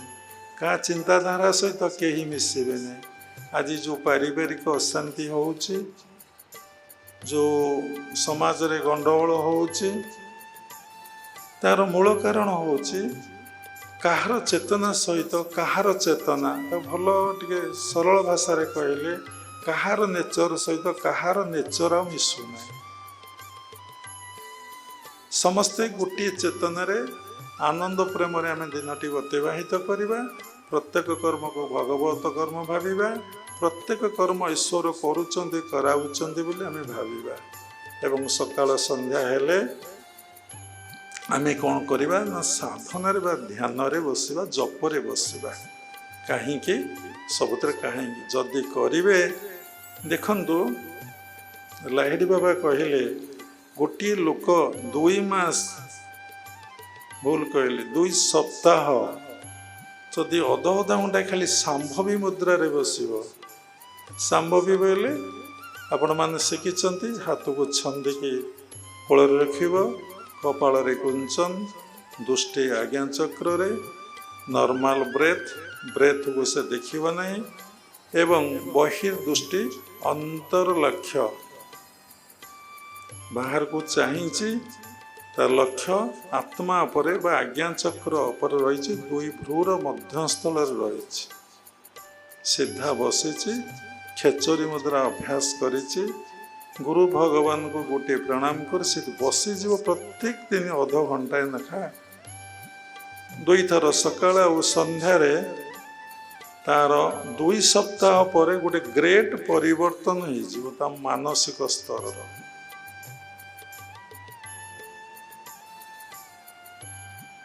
ତାର ବ୍ରେନ୍ ପୁରା ଆକ୍ଟିଭ ରହିବ, ତାର ବ୍ରେନ୍ର ସେଲ୍ସ ଗୁଡ଼ିକ ପୁରା ଆକ୍ଟିଭ ହେଇଯିବ ଏବଂ ସେ ଯେଉଁ ମାନସିକ ଅସନ୍ତୁଳନ ହେଉଛି, ଇନବାଲାନ୍ସ ହେଉଛି ମାଇଣ୍ଡ, ସେ ଶାନ୍ତି ପାଉନି, ଆନନ୍ଦ ପାଉନି, ବ୍ୟସ୍ତ ବିବ୍ରତ ହେଉଛି। ତା ମୂଳରେ ଗୋଟିଏ କାରଣ, ସେ ଭଗବାନଙ୍କ ସହିତ ଯୁକ୍ତ ହେଉନାହିଁ, ଭଗବାନ ପାଖରେ ମନକୁ ରଖୁନାହିଁ, ଭଗବାନଙ୍କ ବିଷୟ ଚିନ୍ତା କରୁନାହିଁ। ଦେଖନ୍ତୁ ଆପଣ ଯଦି 2 ସପ୍ତାହ କଣ୍ଟିନ୍ୟୁଅସ୍ କରି ଦେଖିବେ, ଆପଣ କେତେ ଏନର୍ଜି ପାଇବେ। ଏନର୍ଜି ଅର୍ଥ କ'ଣ ନା ଆପଣ କେତେବେଳେ ଦୁର୍ବଳ ନିଜକୁ ମନେ କରିପାରିବେ ନାହିଁ, କେତେବେଳେ ଦୁର୍ବଳ ମନ କରିବେ ନାହିଁ, କି କେତେବେଳେ ୱିକନେସ୍ ଆପଣ ପାଖରେ ରହିବ ନାହିଁ। କାରଣ ଯେ ସର୍ବଶକ୍ତିମୟ, ସର୍ବଜ୍ଞାନ୍ତା, ସବୁକିଛି ଯିଏ, ତା ପାଖରେ ଯଦି ଆପଣ ଚାହିଁଲେ, ଫୋକସ୍ କଲେ, ଦୃଷ୍ଟି ରଖିଲେ, ଆପଣ ତାଙ୍କର ଠାରୁ ସମସ୍ତ ଗୁଣ, ତାଙ୍କର ସେ ତ ଗୁଣାତୀତ, ଯେଉଁ ଗୁଣ ତାଙ୍କଠାରେ ଅଛି, ଆନନ୍ଦମୟ, ପ୍ରେମମୟ, ଭାବମୟ, ଜ୍ଞାନମୟ, ଶକ୍ତିମୟ, ତାଙ୍କ ସଂସ୍ପର୍ଶରେ ଆପଣ ଆସିଲେ ଆପଣଙ୍କ ଭିତରେ ସେ ଭାବ ଗୁଡ଼ିକ ସଂକ୍ରମଣ ହେବ। ସେଇ ଅବସ୍ଥା ଆପଣଙ୍କ ଆସିବ। ଯିଏ ସବୁବେଳେ ସେବାରେ ଥାଏ, ଏଟା ହେଉଛି ଭଗବାନଙ୍କର ସେବା। ଆଉ ଭଗବାନଙ୍କୁ ସବୁ ସମୟରେ ଯିଏ ସ୍ମରଣ କରୁଥାଏ, ତାହାର ମନ ଭିତରେ ଅନେକ ଏନର୍ଜି, ଶକ୍ତିର ସଞ୍ଚାର ହୁଏ। ସେ ସବୁବେଳେ ଆକ୍ଟିଭ, ସବୁବେଳେ ଯୁବା, ତାକୁ ବାର୍ଦ୍ଧକ୍ୟ ଅବସ୍ଥା କେତେବେଳେ ଗ୍ରାସ କରିବ ନାହିଁ। ଆମେ ବହୁତ ବୟସ୍କ ଲୋକଙ୍କୁ ଦେଖୁ, 60, 62, 65, 70, ମାନେ ଏତେ ଭାଙ୍ଗି ପଡ଼ିଥାନ୍ତି, ଏତେ ଦୁର୍ବଳ ହେଇ ପଡ଼ିଥାନ୍ତି, ଏତେ ମାନସିକ ବିକୃତ ଅବସ୍ଥା ତାଙ୍କର ହେଇଥାଏ, ଏତେ ଇନବାଲାନ୍ସ ହେଇଥାନ୍ତି। ଏବଂ ବୟସ ବଢ଼ିଲେ ସମସ୍ତେ କହନ୍ତି ମନରୁ କାମନା ବାସନା କମିଯାଏ। ଆମେ ଯାହା ଏ ଜୀବନରେ ଦେଖିଛୁ, ବୟସ ବଢ଼ିଲେ ଲୋକର ବାସନା କାମନା ତୀବ୍ରରୁ ତୀବ୍ରତର ହେବାର ଲାଗିଥାଏ। ତାର ଯେତିକି ସ୍ଥିରତା, ତାଠୁ ହଜାର ହଜାର ଗୁଣରେ ବୟସ ବେଳେ ଥିଲା, ହଜାର ହଜାର ଗୁଣରେ ଅସ୍ଥିରତା, ବ୍ୟସ୍ତତା ସବୁକିଛି ବଢ଼ି ଯାଇଥାଏ। ଏହାକୁ ଆମେ ଜଜମେଣ୍ଟ କରିବା, ହ୍ୱାଇ, କାହିଁକି ହେଉଛି। ଜଣେ ସାଧୁ, ପ୍ରକୃତ ଭଜନିଷ୍ଠ ତପଶୀଳ, ଯେ ତପସ୍ୟାରତ, ତାହାର ଏ ଭାବ ନାହିଁ। ସେ ନିଜକୁ କେତେବେଳେ ଦୁର୍ବଳ ମନେ କରେ ନାହିଁ, କୌଣସି ଭିଟାମିନ୍ ଯୁକ୍ତ ଖାଦ୍ୟ ଖାଏ ନାହିଁ, କୌଣସି ଖାଦ୍ୟରେ ଲାଳସା ନଥାଏ, ପିନ୍ଧିବାରେ ଲାଳସା ନଥାଏ, ଯଶ ସମ୍ମାନ ପ୍ରତିଷ୍ଠାରେ ଲାଳସା କିଛି ନଥାଏ। ସେ ଭଲ ଭାବରେ ବୁଝିଥାଏ ଏଇ ସମସ୍ତ ଦୁଃଖର କାରଣ। संसार दुखालयम बोली भगवत गीता भगवान निजे कहते मन प्रश्न गोटे भगवान संसार कहीं सृष्टि कले कहीं संसार रे विष और अमृत रखिले खाली कहीं अमृत रखिले नहीं खाली कहीं पॉजिटिव रखिले नहीं सबुर कारण खोज से कथार रहस्य समस्ते जानीपर नहीं जहाँ को से कृपा करेंगे जहाँ को से आशीर्वाद करेंगे जहाँ को से दया करेंगे से व्यक्ति किछि किछि जानिब तांकर कृपा नहले तांकर दया नहले से व्यक्ति केतबेले ही जानीपर नहीं आम जीवन अनुभव आमे करिचु देखंतु अर्थ मिलिला ता आपन सुख देलाने कि मन परिपूर्ण हेलाने ए कोटी टंका 2 कोटी 5 कोटी 10 कोटी मिली जाऊ जदि ता परिपूर्ण अवस्था को आनंता एवं सफिशिएंट बोली से भावंता मोर आवश्यकता नहीं बोली भावंता ताले बड़ बड़ लोक माने समका को समालोचना करूने सत कथाटा कहूँ कोटी कोटी टंका करप्शन उपाय रोजगार कला पर आउ कहीं रोजगार कर लगी जमी मधुमाछी पुष्परे बसीगले मधु तो शोषुची शोषुची शोषुची शोषुची पीऊची पीऊची तार शेष ना देखुना जिते टंका आपन मिली जी केते देदेला आप समय खुशी होगा आनंद होगले परवर्त अवस्था भूली कौन से मत देला कि कौन से मोर करथिला कि नेचर कि माइंड साथी साथी आपन उपकार को से भूली जीव किंतु जने धर्म जगत व्यक्ति आध्यात्म जगत व्यक्ति को भितर जब साधना करुथिबो यही मनोभाव तार केतबेले आसबनी ता प्रति सब से कृतज्ञता ज्ञापन करिवो ताकू से सबले भल पाई बसिबो एवं ता दृष्टि सबले समान रही थबो जे देइथबो जेतिकी जे न देइथबो मध्य सेतिकी से लिखाई कौन ना समता दृष्टि सत्य भाषा नित्य करिबो इणी आशा समता दृष्टि आम कहले शुणिले सम्मान दृष्टि अर्थ कौन ना सबुरी भितर मो प्रभु मो भगवान बा ईश्वर बा आत्मा यही चिंतन करी देख संसार भितर रही तुम्हें किते यही चिंतारे तुम्हें किते शांति एवं आनंद पाउच तुम जो विक्षिप्त मन जो बहिर्मुखी मन जो चंचल मन से केते निवृत्ति हो जाउ सोमठ केते निवृत्ति हो जाउछ एवं केते आनंद और शांति लगुच चिंतार कौन परिसमाप्ति अच्छी भावनार कौन परिसमाप्ति अच्छी कर्मर कौन परिसमाप्ति अच्छी एते वर्ष आपण मानक हेलाणी आपण केबे कौन चिंतारू केबे निवृत्त हेलेणी भावनारू कौन निवृत्त हेलेणी कर्मरू कौन निवृत्ति हेलेणी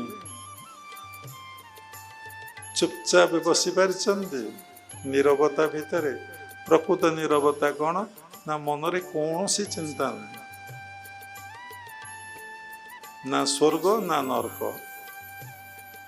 कथा रही जाउची तो भगवान कहीं एमती सब कर सृष्टिटा को से कथा देवता माने भी जानी ना भागवत प्रमाण अच्छी लीला विद्युत कलेबर देव मानवे अगोचर देखुना भगवान श्रीकृष्ण वृंदावन रे जन्म ग्रहण करी गाई चरेले गोपबाला सहित खेलिले तांकर प्रसाद खाइले सेमाने तांको प्रसाद खाइले ये तांको कांध पर चढ़िले सी तांको कांध पर चढ़िले जहाँ को देखी देवगण व्यस्त विव्रत हो पड़े सतरे कौन भगवान अवतार होगी लीला करुचंदी तांको परीक्षा कले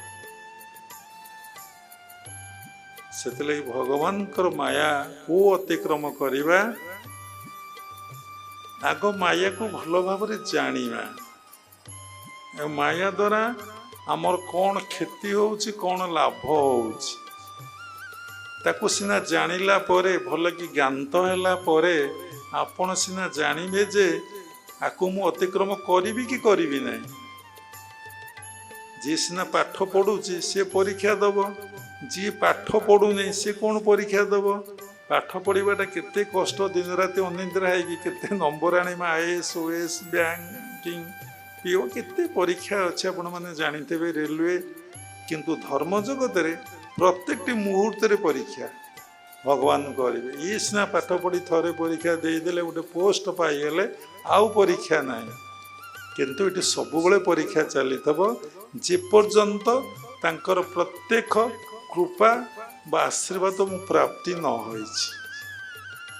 सी तुमको जिते परीक्षा पास करदेवे से तुमको आउ परीक्षा देवाको पड़न ये कौन सहज कथा आमे सबु विषय भल कि जाना कहीं साधनार आम बसवा आम स्थूल शरीर खाद्य खाऊे आम जाचे न खाइले मत भोक हम भोक हबार मु खाऊँ न खाइले मु कौन से काम करें मो दुर्बलता अनुभव करी कौन से पाठ पढ़ी पारि नहीं चाकरी करी नहीं बिजनेस करी नहीं अर्थ उपार्जन भी करी नहीं आउ संसार को उपभोग भी करी नहीं न खाइबी से जानी बोली खाऊँच पुणी केते प्रकार खाद्य खाऊँच केते प्रकार आइटम से बनाऊँच माने असरंती आइटम से बन दौच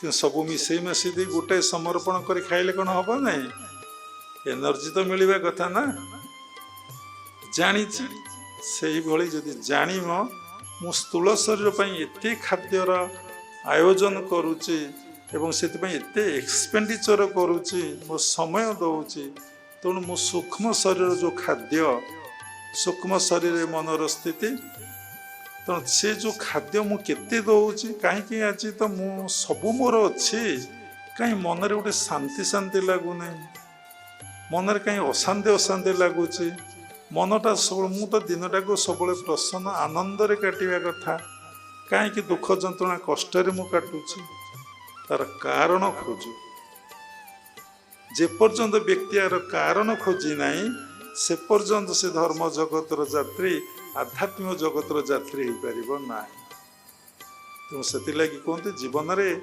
बहुत धोखा न आसिले बहुत कष्ट न सहिले बहुत पनिशमेंट न पाइले लोक केवे आर कारण खोजिब ना से भौतिक जगतर कारण खोजुथब से मत अपमान देला से मत दुख देला से मत कष्ट देला से मोर नहींगला कि किए क्या देदेला कहे ना तुमको से केते देइछि कहबे तुम केते उपकार करिछि से कथा कह तुम केते अपकार करिछि से कथा से आग साब्यस्त कर ये सब मनर नेचर कथा बाबा कहते दैनंदिन प्रत्येक मुहूर्तर कथा सब से समीक्षा करुचे सब से विचार करुचे सब से कौन करुचे तार प्रकृति को लेकिन से बंची तार स्वभाव को नहीं से बंची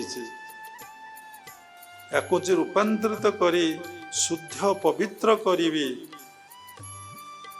से विषय से भावना आ द्वारा मुझे कौन पाऊँ ना शांति पाऊनी पाठ पढ़ी चाकरी करी विवाह करी पुओ झी अच्छा एवं ऐश्वर्य भी अच्छी किंतु मन रे गोटे अभाव अभाव बोध हो मन रे भाव आसुना क्या देखले गोटे आनंद लगुना क्या देखले गोटे भल लगुना क्या देखले गोटे सन्देह संशय हो कहीं ना मनीष सूक्ष्म शरीर पर डाएट संग्रह करनी सूक्ष्म शरीर रे मनर स्थिति ये मन उपवास कर दीर्घ वर्ष वर्ष है उपवास कर से खाई नहीं खाली बंची क्षुदारे क्षुदारे क्षुदारे क्षुदारे ताको ये डाएट जदि सबुदिन आपड़ देवे गोटे कहूली गोटे टेक्निक कहूली कि सांभ भी जदि अध अध घंटे आपड़ करेंगे सकाଳେ सन्धारे मध्यरात्रि भांगीगले निद आम गुरु मैंने कहीं सांभवी बस देखु बाबाजी महाराज सांभवी मुद्रा रे बस सांभवी दी प्रकार किए आज्ञा चक्र को ध्यान कर किए सहस्रा को ध्यान कर किंतु आज्ञा चक्र को कले भल से उच्चांग साधक से सहस्रा को ध्यान करि ଦେଖନ୍ତୁ ସେକେଣ୍ଡ ଲାହିଡ଼ି ବାବା ସବୁବେଳେ ଆଜ୍ଞା ଚକ୍ରକୁ ଆଖି ମିଞ୍ଜି ମିଞ୍ଜି କରି ବସିଛନ୍ତି। ଦେଖନ୍ତୁ ଯୁକ୍ତେଶ୍ୱର ଗିରି ସବୁବେଳେ ସେ ଆଜ୍ଞା ଚକ୍ରରେ ମନକୁ ରଖିଛନ୍ତି। ପରମହଂସ ଯୋଗାନନ୍ଦ ସେଇ ସହସ୍ରରେ ମନ ରଖିଛନ୍ତି। ପରମହଂସ ହରିହରାନନ୍ଦ ସବୁବେଳେ ସହସ୍ରରେ ମନ ରଖିବାକୁ କହୁଥିଲେ। Always keep your attention on the top, ସବୁବେଳେ ହାତ ଦେଖେଇ ଧ୍ୟାନ କ୍ଲାସରେ କହୁଥିଲେ ପ୍ରିଣ୍ଟାଲା, ସବୁବେଳେ ସେଇ ସହସ୍ରରେ ଶୂନ୍ୟରେ ମନକୁ ରଖ। କାହିଁକି ସବୁ ଯୋଗୀମାନେ ସବୁ ସାଧୁମାନେ ଦେଖନ୍ତୁ ଗୋଟେ ମୁଦ୍ରାରେ ବସିଛନ୍ତି, ସବୁବେଳେ ଗୋଟେ ମୁଦ୍ରାରେ। ହନୁମାନ ଦେଖନ୍ତୁ ଗୋଟେ ମୁଦ୍ରାରେ ବସିଛି, ଗରୁଡ଼ ଦେଖନ୍ତୁ ଗୋଟେ ମୁଦ୍ରାରେ ବସିଛି। ଆମେମାନେ କିନ୍ତୁ ଗୋଟେ ମୁଦ୍ରାରେ ବସୁନି, ଆମେ ମାଙ୍କଡ଼ ଭଳିଆ ବହୁଛେ। ମାଙ୍କଡ଼ ଭଳିଆ ଆମର ସ୍ୱଭାବ, ଇଆଡ଼କୁ ନେଉଛେ ସେଆଡ଼କୁ ନେଉଛେ, ଏଠି ହାତ ମାରୁଛେ ସେଠି ହାତ ମାରୁଛେ, କାହା କଥା ଭାବୁଛେ କାହା କଥା ଚିନ୍ତା କରୁଛେ। କେତେବେଳେ ଯେଉଁ ଲୋକ ସହିତ ଆମେ ଆଟାଚ୍ ହେଇଯାଇଛେ ସୂକ୍ଷ୍ମ ଜଗତରେ ବା ସ୍ଥୂଳ ଜଗତରେ, ତାର ଛାପଟା ତାର ସଂସ୍କାରଟା ସେଇଟା ଆମର ମିଡ୍ ବ୍ରେନ୍ ଭିତରେ ଷ୍ଟୋର ହେଇ ଅଛି। ଆମେ ଯେତେବେଳେ ସଂସାର ଭିତରେ ରହି ଚାଲିଛେ କ'ଣ ହେଇଛି ନା ସେଇଗୁଡ଼ାକ ଆମ ଭିତରେ ଖେଳୁଛନ୍ତି। ଯେଉଁଗୁଡ଼ାକ ପାଷ୍ଟ କର୍ମ ଆମର ହେଇଯାଇଛି ଭୁଲ କର୍ମ, ସେଗୁଡ଼ାକ ବେଶୀ ମନେ ପଡ଼ିବ। ଆଉ ଆପଣଙ୍କ ହାତରେ ଆଉ କିଛି ନଥିବ, କୌଣସି ପ୍ରକାର ତାକୁ ଆଉ ଫେରେଇ ଆଣିବାର ଆଉ ନଥିବ। ତାକୁ ଭାବିଲେ ଖାଲି ଦୁଃଖ ଯନ୍ତ୍ରଣା କଷ୍ଟ, ଏବଂ ଫ୍ୟୁଚରଟା ଆମ ହାତରେ ବି ନାହିଁ। ସବୁବେଳେ ପ୍ରେଜେଣ୍ଟଟା ବର୍ତ୍ତମାନ ଆମ ହାତରେ ଅଛି। ତେଣୁ ଆମେ ସଂସାର ଭିତରେ ରହି ଯଦି ଜପ କରିବା, ଧ୍ୟାନ କରିବା, ଦାନ କରିବା, ସେବା କରିବା, ଏ ଚାରୋଟି ଉପରେ ବିଶ୍ୱାସ ନିର୍ଭରତାଙ୍କ ଉପରେ ଆମେ ରଖିବା, ତାହେଲେ ଆପଣ ଦେଖିବେ କ'ଣ ହବ ନା ଆପଣଙ୍କ ଭିତରେ ଇନବାଲାନ୍ସ ମାଇଣ୍ଡ ଆଉ ରହିବ ନାହିଁ, ଆପଣଙ୍କର ବାଲାନ୍ସ ମାଇଣ୍ଡ ହିଁ ରହିବ। ଆଉ ଆପଣ ଆନନ୍ଦ ପ୍ରେମର ଅଧିକାରୀ ହେବେ, ସର୍ବଦା ପ୍ରସନ୍ନ ରହିବେ, ଆପଣ ବଡି ସଫିସିଏଣ୍ଟ ଏନର୍ଜି ପାଇବ, ଆପଣ ଏତେ ରୋଗଗ୍ରସ୍ତ ହେଇପାରିବେ ନାହିଁ, ଅଭାବ ବୋଲି ଗୋଟେ ଆପଣଙ୍କର କିଛି ବୋଧ ହେବ ନାହିଁ। ଏବଂ କୌଣସି କ୍ରିୟା ପ୍ରତିକ୍ରିୟାରେ ମାନ ସମ୍ମାନରେ, ନିନ୍ଦା ପ୍ରଶଂସାରେ, ଗାଳି ସ୍ତୁତିରେ ଆପଣ ବିଚଳିତ ହେବେନି। ଆପଣ ଜାଣିବେ ଏସବୁ ମିଥ୍ୟା, ଏସବୁ ଅନିତ୍ୟ, ଏସବୁ ଅସତ୍ୟ। ଯଦି ସାଧନା ରହିବେ, ଆର କାରଣ ଖୋଜି ମୁଁ କାହିଁକି ଜପ କରିବି, କାହିଁକି ଧ୍ୟାନ କରିବି, କାହିଁକି ପୂଜା ପାଠ କରିବି, କାହିଁକି ସେବା କରିବି, କାହିଁକି ମୁଁ ଦାନ କରିବି। ଦେଖନ୍ତୁ ଯେଉଁମାନେ ଏଇ ସମସ୍ତ କାର୍ଯ୍ୟ ପ୍ରତ୍ୟେକ ଦିନ କରି ଚାଲିଛନ୍ତି, ତାଙ୍କ ପାଖରେ ଯାଇ ବସିକି ଦେଖନ୍ତୁ ସେମାନେ କେତେ ଆନନ୍ଦ ଆଉ ପ୍ରେମରେ ଅଛନ୍ତି। ସେ ଲାଗି କୁହାଯାଏ ରାଜ୍ୟ ନଥାଇ ମହାରାଜା, ସାଧୁମାନଙ୍କୁ କୁହାଯାଏ। ବାହା ନ ହେଇକି ସ୍ୱାମୀ, ସ୍ତ୍ରୀ ନଥାଇକି ସ୍ୱାମୀ, ପୁଣି କ'ଣ କୁହାଯାଏ ନା ପୁଅ ଝିଅ ନଥାଇ କ'ଣ ମାନେ ଶିଷ୍ୟ ଶିଷ୍ୟା ସବୁ ହେଇଥାନ୍ତି। ମାନେ କିଛି ନଥାଇକି ସେ ମହାରାଜା, କିଛି ନଥାଇକି ସେମାନେ କ'ଣ ସ୍ୱାମୀ, ସ୍ତ୍ରୀ ନଥାଇକି ସ୍ୱାମୀ, ରାଜ୍ୟ ନଥାଇ ମହାରାଜା, ଜମିବାଡ଼ି କୋଠାବାଡ଼ି କିଛି ନାହିଁ, କିନ୍ତୁ ସବୁଥିରେ ସେ ପରିପୂର୍ଣ୍ଣ ହିଁ ଅଛନ୍ତି। ଜଣେ ମୋତେ ମା ପଚାରିଲେ ପରଦିନ, ଆଜି ରବିବାର, ଶୁକ୍ରବାର ପଚାରିଲେ, କହିଲେ ସ୍ୱାମୀଜୀ ମୁଁ ଗୋଟେ ସତ କଥା ଆପଣ ପଚାରିବି, ଆପଣ ମୋତେ କହିବେ? ମୁଁ କହିଲି ହଁ। ଆମେ ପିଲାଦିନରୁ ମୁଁ ଜାଣିନି ଭଗବାନ କ'ଣ, କିନ୍ତୁ ସବୁବେଳେ ମନକୁ ଶୁଦ୍ଧି ଆଉ ପବିତ୍ର ନିର୍ମଳ ରଖିବାକୁ ଆମେ ସବୁବେଳେ ଭଲ ପାଉ। ଆଉ ସବୁବେଳେ ମୁଁ ଚେଷ୍ଟା କରୁଥାଏ ମୋ ମନଟା କେମିତି ଶୁଦ୍ଧି ଆଉ ନିର୍ମଳ ପବିତ୍ର ହଉ, ମୋ ୱାର୍କକୁ ଭଗବତ ୱାର୍କ ହଉ, ଆଉ ମୋ ୱାର୍ଡ ମାନେ କେବେ ମୁଁ ୱାର୍ଡରୁ ଟିକେ ବିଚଳିତ ହେବି ନାହିଁ। ଜୀବନ ଯାଉ ପଛେ ସବୁବେଳେ ସତ୍ୟରେ ବଞ୍ଚିବି, ସତ କହିବି, ସତ୍ୟକୁ ଉପଲବ୍ଧି ଏବଂ ଅନୁଭବ କରିବି, ଯାହା କହିବି ତା ନିଶ୍ଚିନ୍ତ ଭାବରେ କରିବି, ତା ସାତ୍ତ୍ୱିକ ଅହଙ୍କାର ପଛେ ହଉ, କିନ୍ତୁ ତାକୁ କେତେବେଳେ ତ୍ୟାଗ କରିବି ନାହିଁ। କହିଲେ କେତେ ଟଙ୍କା ଆପଣ ଫିକ୍ସ ମାରିଛନ୍ତି? ତ ଟଙ୍କାକୁ ଛାଡ଼ିକି ଆସିଛି, ତାକୁ ତ ମୁଣ୍ଡ ଭିତରେ ରଖିନି, ଅର୍ଥାତ୍ ମୁଣ୍ଡ କ'ଣ ମନ ଭିତରେ ରଖିନାହିଁ, ପୁଣି ଫିକ୍ସ ମାରିବି କେମିତି? ଯାହାକୁ ଛାଡ଼ିଛି ତାକୁ ପୁଣି ଧରିବି, ଫିକ୍ସ ମାରିବି? ନା ଆପଣ ତ ପିଲାଦିନରୁ ଏମିତି କହି ଆସନ୍ତି ଆଉ ଆଶ୍ରମ ଚାଲିବ କେମିତି ଭବିଷ୍ୟତକୁ? କହିଲେ ଆଜ୍ଞା ସେ କଥା ଯିଏ କରିଛି ସିଏ ଜାଣିଛି, ଆଉ ଚାଲିଛି କେମିତି? ଯେଉଁ ଅନୁଷ୍ଠାନରେ ବଡ଼ ବଡ଼ ମହାପୁରୁଷ ଦେହ ଛାଡ଼ିଛନ୍ତି ଚାଲିଛି କେମିତି? ଏ କଥା କହିବାର ଉଦ୍ଦେଶ୍ୟ କ'ଣ ନା ଆପଣ ଭିତରେ ଭାବୁଛନ୍ତି ମୁଁ ଅଛି ବୋଲି ଏସବୁ କାମ ହେଉଛି, ମୁଁ କରୁଛି ବୋଲି କାମ ସବୁ ହେଇଯାଉଛି, ମୋ ଦ୍ୱାରା ହେଉଛି, ମୁଁ ହିଁ କର୍ତ୍ତା, ମୁଁ ନଥିଲେ କ'ଣ କାମ ହେଇପାରନ୍ତା? କିନ୍ତୁ ଆପଣଙ୍କ ଉପରେ ଜଣେ କିଏ ଅଛି, ସମସ୍ତଙ୍କ ଉପରେ ଜଣେ କିଏ ଅଛି, ସିଏ ହିଁ କର୍ତ୍ତା, ସେ ସବୁ କରୁଛନ୍ତି ଏବଂ କରାଉଛନ୍ତି ଏବଂ ସେ ସମସ୍ତଙ୍କ ଭିତରେ ଅଛନ୍ତି, ସବୁଠାରେ ଅଛନ୍ତି, ସବୁ କାମ ଆମର ଦେଖୁଛନ୍ତି, ପ୍ରତ୍ୟେକ ଚିନ୍ତା ଚେତନାକୁ ସେ ହିଁ ଜାଣୁଛନ୍ତି।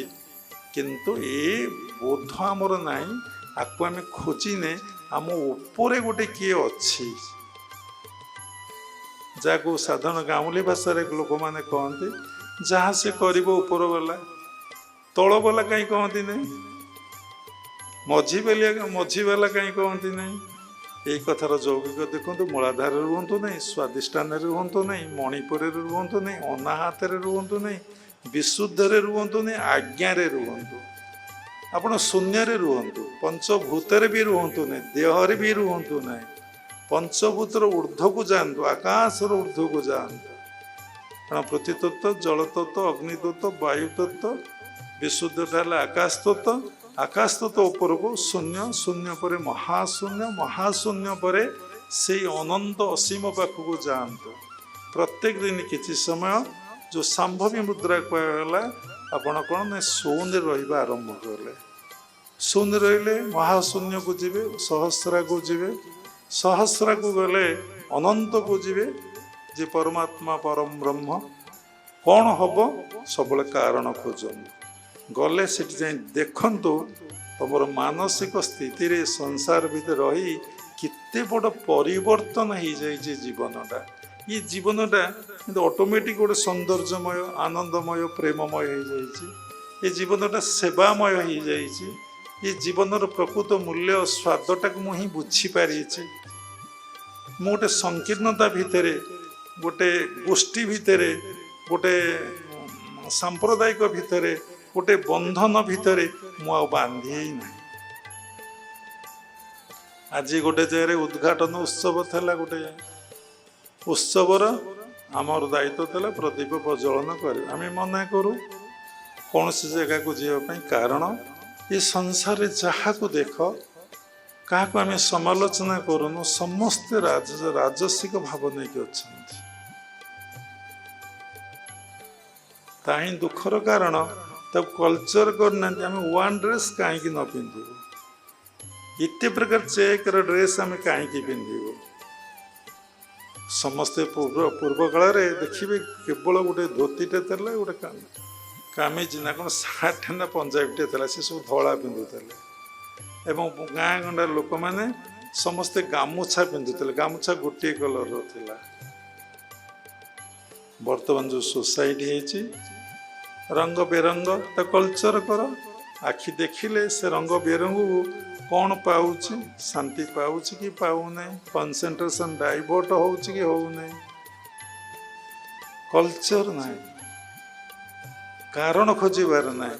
ସେ ପିନ୍ଧିଲା ମୁଁ ପିନ୍ଧିବି, ସେ କଲା ମୁଁ କରିବି, ସେ କାହିଁକି କରିଛି, ଭୁଲ କରିଛି କି ଠିକ୍ କରିଛି, ମୁଁ ସେଇ ଭୁଲଟାକୁ ବା ଠିକ୍ଟାକୁ ଗ୍ରହଣ କଲି, କାହିଁକି ଗ୍ରହଣ କଲି, ସେ ବିଷୟରେ ନଲେଜ ନାହିଁ।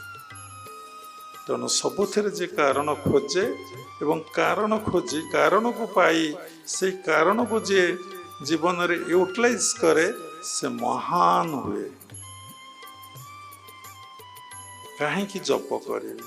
ଦେଖନ୍ତୁ ପ୍ରତ୍ୟେକ କର୍ମର ଯଦି ଗୋଟେ ମଜୁରୀ ମିଳୁଛି ବା ରେଜଲ୍ଟ ମିଳୁଛି, ତାହେଲେ ମୁଁ ଯେଉଁ ଅଧଘଣ୍ଟାଏ ବସି ଭଗବାନଙ୍କର ନାମକୁ ଜପ କରିବି, ଏଠି ସୂକ୍ଷ୍ମ ଶରୀର ଉପରେ ପ୍ରଭାବ ପଡ଼ିବ, ମନ ଉପରେ ପ୍ରଭାବ ପଡ଼ିବ, ମନ ତା ଡାଏଟ୍ ପାଇଯିବ, ସିଏ ଓଲିଆ ଗାଈ ମାଙ୍କଡ଼ ଭଳିଆ ଆଉ ହବ ନାହିଁ, ସ୍ଥିର ହେଇଯିବ ଆଉ କ'ଣ, କିନ୍ତୁ କାମ ଚାଲିଥିବ।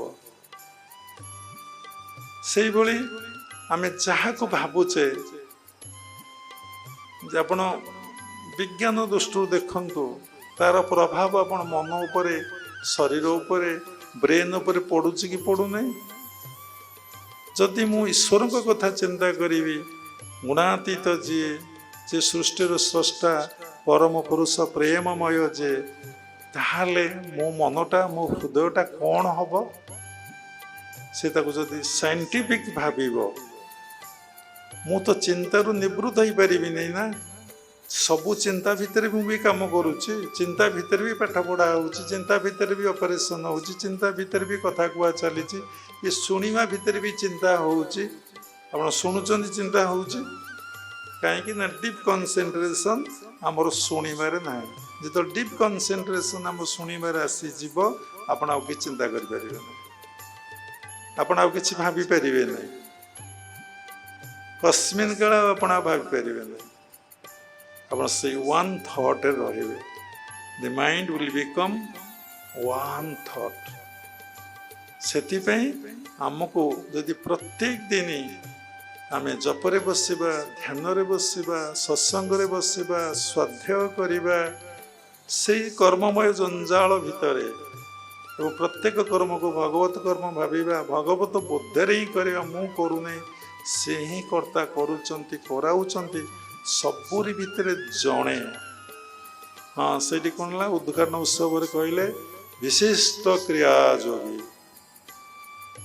आम कहला ना एमती कथा कहतु नहीं विशिष्ट क्रिया जोगी कौन ना विशिष्ट सन्थ ताकू भी कहतु नहीं से भूल भगवान दास दास कहले भी से भी भूल कौन कह कि कहतु ना किछि न करिया पई ये सबुर आयोजन जदि तुमको जोटा भल लगुच तुम्हें कर आमको किछि कह ना कारण तुम चेतना आम चेतना केबे सेम नहीं तेणु तुम आम भितर प्रीति भाव उपजीव ना चेतना जो सेम हम लोक भितर भाव आसब भक्ति आसब प्रेम आसब परस्पर भितर चैतन्य महाप्रभु प्रत्येक दिन श्रीनिवास अगुणारे जिते मायापुर थिले कीर्तन करती रातिटा हूँ बहुत बढ़िया समय आमर पिला दिन राति संध्या हेले आमको बहुत आनंद लगे कहीं ना कर्म जंजाल अवसर मिल जाए गृहस्थाश्रम हो कि आश्रम लाइफ हो मिल जाए बसिकी एकांतरे बसी कौन करा जीव जी परम पुरुष प्रेममय पुरुषोत्तम व सृष्टिर स्रष्टा तांको विषय चिंता करने पड़े भारी भल लगे आ सहित कथबार्तार आवश्यक नहीं कबाट देदेल मने बणे कोणे भगवान को उपासना करा जाए तेणु घर कोणारे तुम बसिल एकुटिया रहिब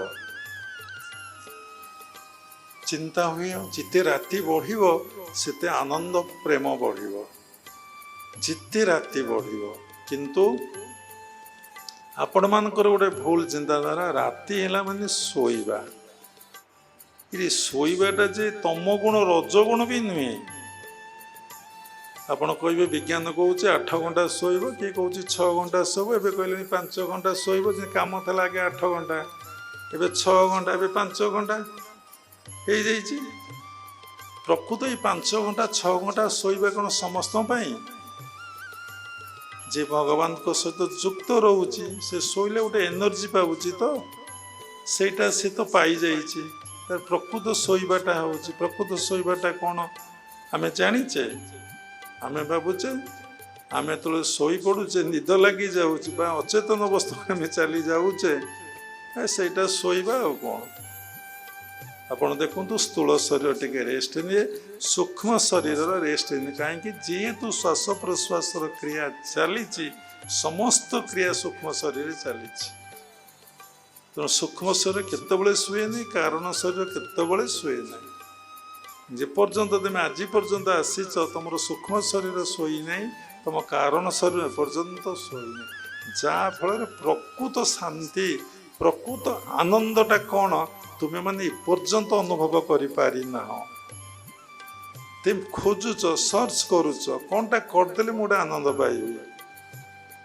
से विषय दौड़ी दौड़ी दौड़ी दौड़ी ये जीवन सरीगला अनेक थर ପୁଣି ଆସୁଛ ଯାଉଛ ପୁନରପି ଜନନଂ ପୁନରପି ମରଣଂ ପୁନରପି ଜନନୀ ଜଠରେ ଶୟନଂ। ଆଉଛ ଯାଉଛ ପୁଳାଇ ନେଇକି ଯାଉଛ ପୁଳାଇ ନେଇକି ଆସୁଛ। କିଛିଟି ତ୍ୟାଗ କରିବାର ତୁମର ଇଚ୍ଛା ନାହିଁ। ଅତିଥି ହେଇ ସବୁ ଜିନିଷ ଭାବିଲେଣି ମୁଁ ଏଠି ମୁଣ୍ଡେଇକି ଯିବି ନାହିଁ, ମୁଣ୍ଡେଇକି ରହିବି। ଏ ବୋଝ ମୁଁ କାହାକୁ ଦେବି ନାହିଁ। କାହିଁକି ଦେବି ମୋ ବୋଝଟା? ସମର୍ପଣ ଧର୍ମ ଜୀବନ ଆରମ୍ଭ ହୁଏ ସମର୍ପଣରୁ ଶରଣ ଦେଇକି ଦେଖିଲ ତମ ଯେଉଁ ମୁଣ୍ଡର ବୋଝଟା ଅଛି ମୁଣ୍ଡେଇକି ଯାଉଛ। କେତେ କଷ୍ଟ ତୁମକୁ হয় ନା। ବୋଝ ମୁଣ୍ଡେଇଲେ କ'ଣ ମୁଣ୍ଡକୁ ଭଲ ଲାଗେ? କଷ୍ଟ ଲାଗେ।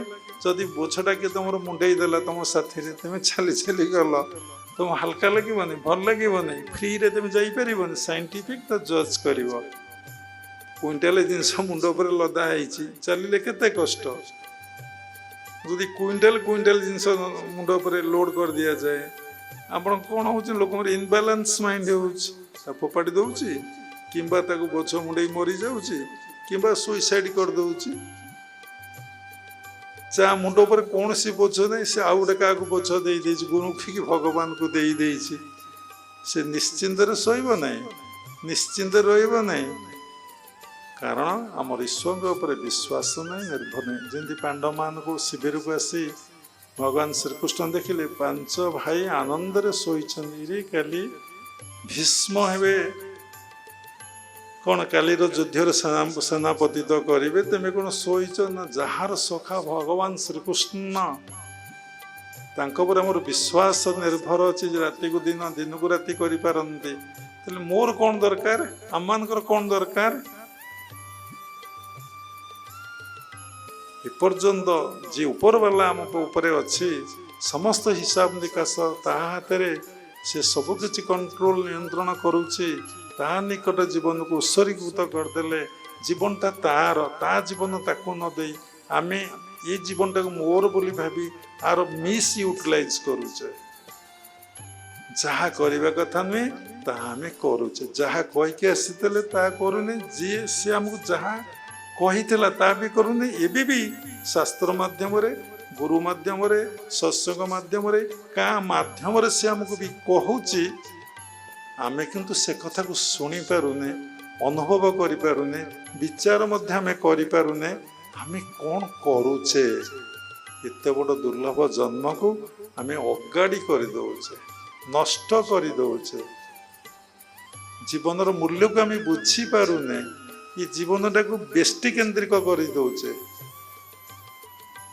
ଏବଂ ନିଜେ ଗୋଟେ ସଂକୀର୍ଣ୍ଣତା ଭିତରେ, ଗୋଟେ ଛୋଟିଆ ଚିନ୍ତା ଭିତରେ, ଗୋଟେ ଛୋଟିଆ ଭାବଧାରା ଭିତରେ, ଗୋଟେ ଛୋଟିଆ ନେଚର ଭିତରେ ଆମେ ବାନ୍ଧି ଦେଇଛେ। ହାୟରେ କପାଳ। ଆଉ ବଡ଼ ଆଶ୍ଚର୍ଯ୍ୟ ଲାଗେ। ମୋ ଘର, ମୋ ପିଲା, ମୋ ଛୁଆ, ଆଉ ମୁଁ, ନା ମୋ ବାପା, ମୋ ବୋଉ, ମୋ ଚାକିରି, ମୋର ସବୁ ଭିତରେ ମୁଁ ମୋର ଭିତରେ ବାନ୍ଧୁଛ। ଦେଖ, ବାନ୍ଧ, ଭଲ, କିଛି ଅସୁବିଧା ନାହିଁ।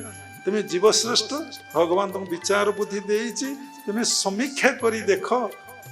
ତା ଦ୍ୱାରା ମିଳିଛି କି ଶାନ୍ତି, ମିଳିଛି କି ଆନନ୍ଦ, ମିଳିଛି କି ପ୍ରେମ? କାକଭୂଷୁଣ୍ଡି କି ଭଗବାନ ରାମ କହୁଛନ୍ତି, କ'ଣ ମାଗୁଛ ମାଗ। କାକଭୂଷୁଣ୍ଡି, ପ୍ରଭୁ କ'ଣ ଦରକାର? କିଛି ଦରକାର ନାହିଁ, କାରଣ ସବୁ ଅନିତ୍ୟ, ସବୁ ଅସତ୍ୟ, ସବୁ ଏଠି ମିଥ୍ୟା। ତୁମେ କେବଳ ସତ୍ୟ। ତମ ପ୍ରତି ଏ ହୃଦୟରେ କିଭଳି ଭାବରେ ଭକ୍ତି ଭାବ ଜାଗ୍ରତ ହବ, ସେଇଟା ମୋତେ ଦିଅ।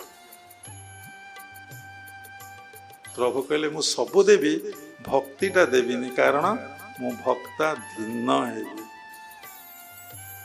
ଭକତ ଜନେ ବସ ମୁଇଁ, ତାର ରକ୍ଷଣେ ମୋର ଦାୟୀ। ମୁଁ ଭକ୍ତ ଜନର ଅଧୀନ, ମୋତ ଭକ୍ତ ନୁହେଁ ଭିନ୍ନ। ମୁଁ ଭକ୍ତ ଜନର ଅଧୀନ। ତେଣୁ ଦେଖନ୍ତୁ, ତେଣୁ ସବୁଥିରେ ହ୍ୱାଇ ଲଗାନ୍ତୁ।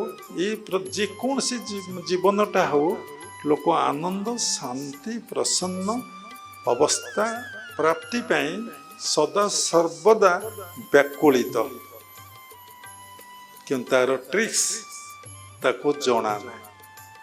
ସେ ଲାଗି ଭଗବତ ଗୀତାରେ କୁହାଯାଇଛି, ଯୋଗ କର୍ମସୁ କୌଶଳମ୍। ସେଇ କୌଶଳ ହିଁ ଆମେ ସତ୍ସଙ୍ଗରୁ ଶିଖିବା, ଗୁରୁଙ୍କ ତତ୍ତ୍ୱ ଗୁରୁଙ୍କ ପାଖରୁ ଶିଖିବା। ଜୀବନଟାକୁ ବୁଝିବା। ତେଣୁ ସବୁବେଳେ ଆପଣମାନେ ଉପରେ ରହିବା ପାଇଁ ଚିନ୍ତା କରି ଦେଖନ୍ତୁ 6 ମାସ ବର୍ଷେ ଏ ଜୀବନଟା କେମିତି ଲାଗୁଛି। ଉପରେ ରୁହନ୍ତୁ, ତଳେ ରୁହନ୍ତୁ ନାହିଁ। ଆମର ଗୋଟେ ଇଂଲିଶରେ କୁହେ the higher we go the cooler we feel. କ'ଣ ସେ କଥାର ଅର୍ଥ? ଦି ହାୟର ୱି ଗୋ, ତାର ତ ଯେତେ ଉପରକୁ ଯିବ ସେତେ ଥଣ୍ଡା। ଆରେ ସୂର୍ଯ୍ୟ କିରଣ ଅଛି, କୋଟି କୋଟି ନକ୍ଷତ୍ର ଅଛନ୍ତି, ପୁଣି ଥଣ୍ଡା ନା ଗରମ ବା? କିନ୍ତୁ ବାସ୍ତବରେ ଥଣ୍ଡା। ଆପଣ ବଦ୍ରୀନାଥ ଯାଉନାହାନ୍ତି, କେଦାରନାଥ ଯାଉନ, ସମୁଦ୍ର ପତନଟା କେତେ ହାଇଟ୍, କେତେ ଫିଟ୍। ଆମେ ବର୍ଷ ଯିବା କିନ୍ତୁ ଯୋଉ ସ୍ଥିର ହେଇପାରିଲାନି। ତେଣୁ ସବୁବେଳେ ବରଫାବୃତ ଭିତରେ ଜାଗା। ଆରେ ଉପରକୁ ଗଲେ ଥଣ୍ଡା, ଯେ ତଳକୁ ଖୋଳି ଖୋଳି କୂଅ ଯାଅ, କେତେ ଗରମ, କେତେ ନିଆଁ, କେତେ ବାଷ୍ପ। ତେଣୁ ମୂଳାଧାରରେ ମନ ରଖିଲେ, ସ୍ୱାଦିଷ୍ଟାନରେ ମନ ରଖିଲେ, ମଣିପୁରରେ ମନ ରଖିଲେ, କି ଦୁଃଖ, କି ଯନ୍ତ୍ରଣା, କି କଷ୍ଟ। ଆରେ ଖାଇବି କାହିଁ ଭାବୁଛ? ତୁମେ ଭଜନ କର, ଦେଖ ତମ ଖାଇବା ତମ ପାଖରେ ପହଞ୍ଚି ନ ପହଞ୍ଚି। ଆଉ ଯୋଉଦିନ ଯାହା ଖାଇବା ଏ କପାଳରେ ଲେଖା ଅଛି ଜନ୍ମ ଜନ୍ମାନ୍ତର, ସେଇଦିନ ତା ମିଳିବ। ତୁମେ ଅନୁଭବ କରି ଦେଖିବ। ତ ବାବା ଏଇସବୁ କର୍ମ କଲେ ସଂସାର ପ୍ରଭାବ କେମିତି ଚାଲିବ? ମନରେ ପ୍ରଶ୍ନ ଉଠେ। ଆରେ ବାପା ଏଇ କଥା କେତେ ଜଣଙ୍କ ମନ ଭିତରେ ଉଙ୍କି ମାରୁଛି? ତମ ପରିବାର ଭିତରେ, ତମ ଭିତରେ ତ ଆଉ କାହାକୁ ମନରେ ଉଙ୍କି ମାରିଛି କି? ସେଇ ଜଗତର ଯାତ୍ରା ଆଉ ଜଣେ ତୁମେ କହିଲେ ସେ ହଉଛି କି? କାହାକୁ ଦେଖନି, କାହାକୁ ଦେଖନି, ସମୟ ସରିଯାଉଛି। ନିଜକୁ ଦେଖ। ଯାହାକୁ ଦେଖିବ, କଙ୍କଡ଼ା ଗୋଟେ ଖାଳିଆ ଭିତରେ ଥାନ୍ତି ନା, ଗୋଟେ କଙ୍କଡ଼ା ପକାନ୍ତୁ ସେ ଉଠି ପଳେଇ ଆସିବ।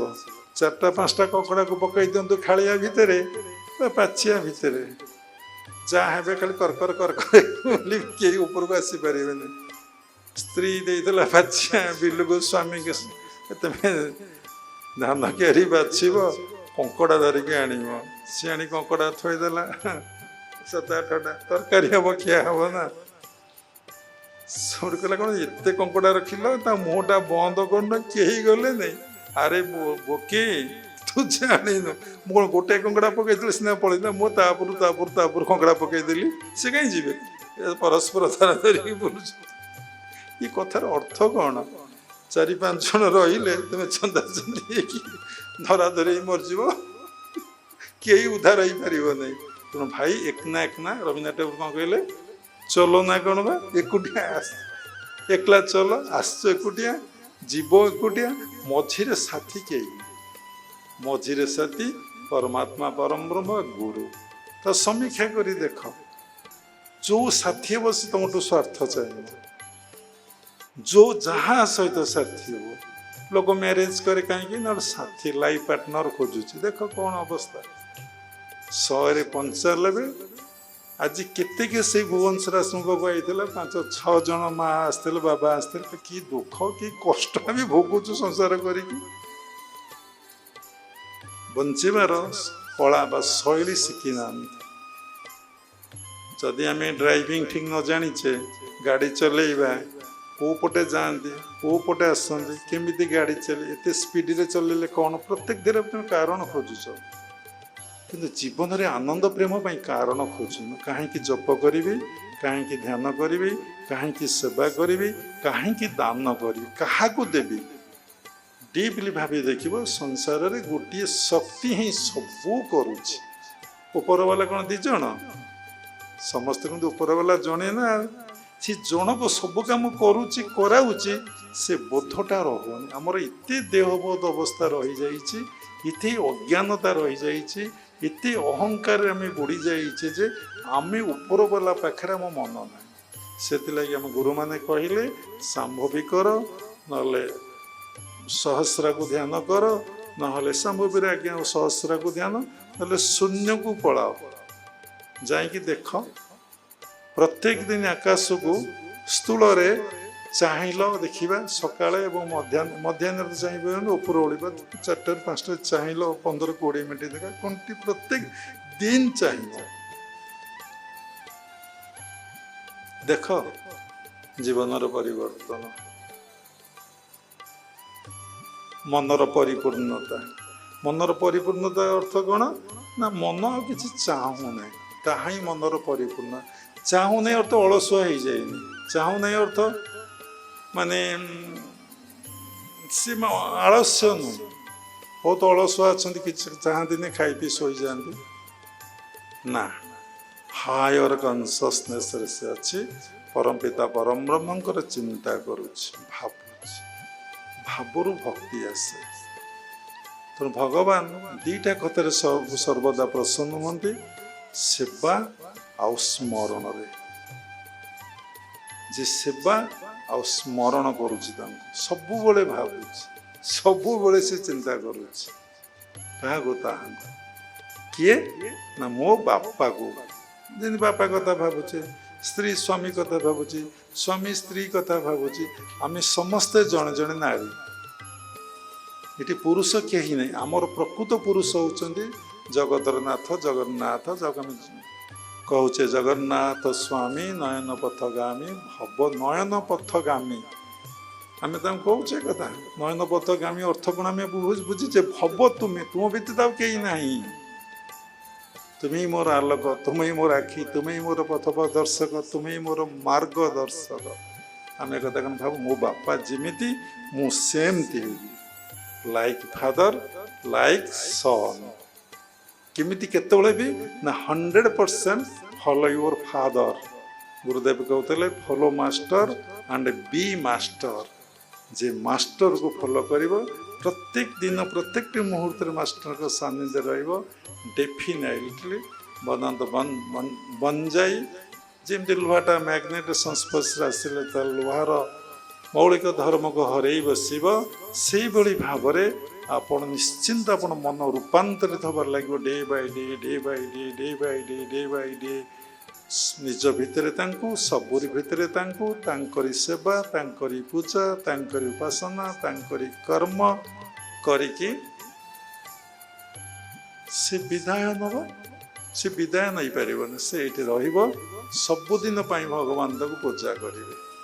ଯେମିତି ଏକନାଥର 12 ବର୍ଷ ପାଖରେ ରହି ଭଗବାନ ତାର ପୂଜା କଲେ। ସନ୍ଥ ଜ୍ଞାନଦେବ ଥିଲେ ଜଣେ, ତାଙ୍କର ଘରେ ଭଗବାନ ଶ୍ରୀକୃଷ୍ଣଙ୍କର ପୂଜା। ତାଙ୍କ ପିତା ଦିନେ ଗଲେ ଭିକ୍ଷା କରି, କହିଲେ ତୁମେ ଆଜି ପ୍ରଭୁଙ୍କୁ ଭୋଗ ଲଗେଇବ, କ୍ଷୀର ଭୋଗ ଡେଲି ଲାଗେ।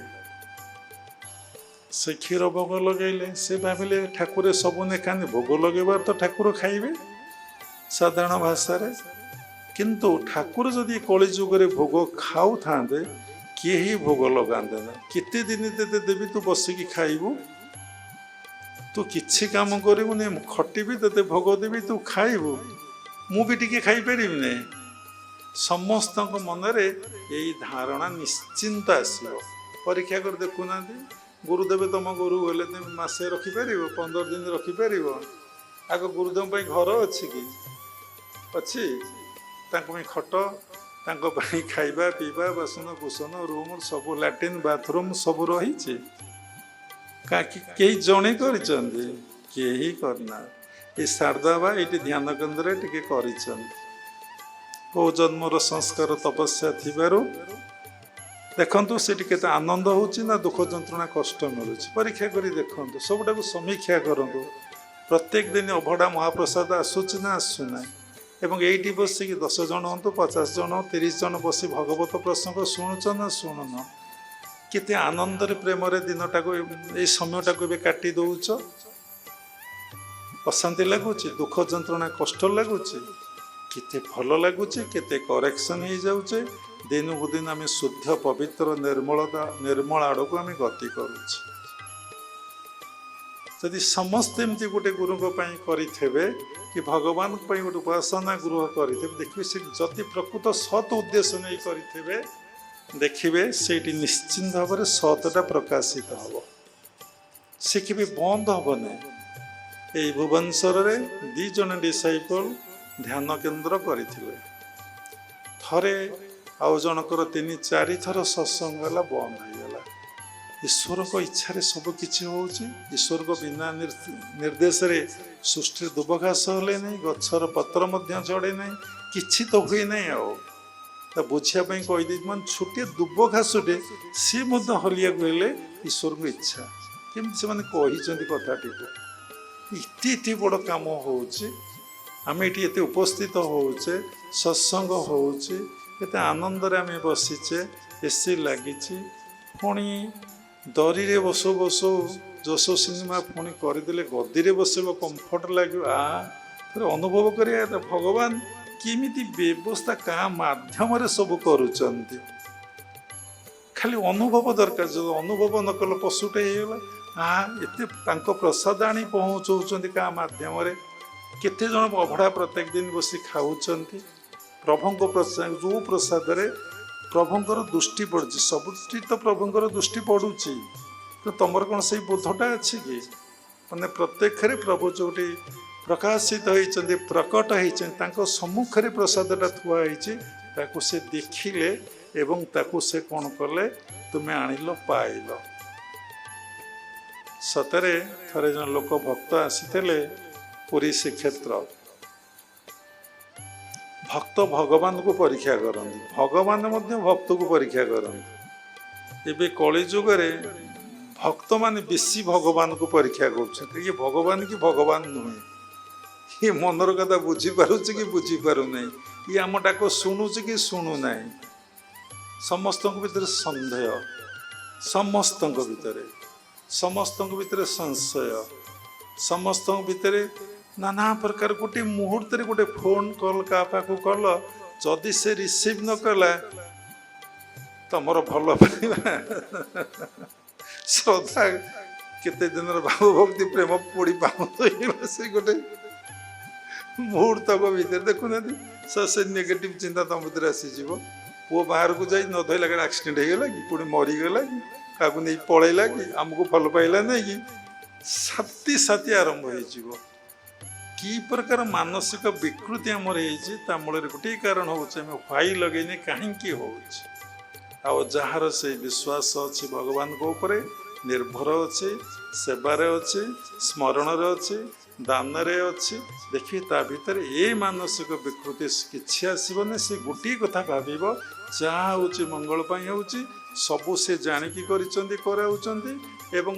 ईश्वर अच्छा भगवान अच्छा किछि हबना जहाँ भीतर यही कथा बसा बांधी जाइए मनरे मनरे आउ कहा कथा बसा बांधी नहीं जदि अनेक लोकर कथा बसा बांधीची ताहाले से मुक्ति पाई परिबने ये जो दुख जंत्रणा कष्ट भाभी ऊपर वाला अच्छी ऊपर वाला करुच्ची सब ऊपर वाला इच्छा ताहले देखिए केते शांति केते आनंद केते प्रेम भौतिक जगत रुह कि आध्यात्मिक जगत रुह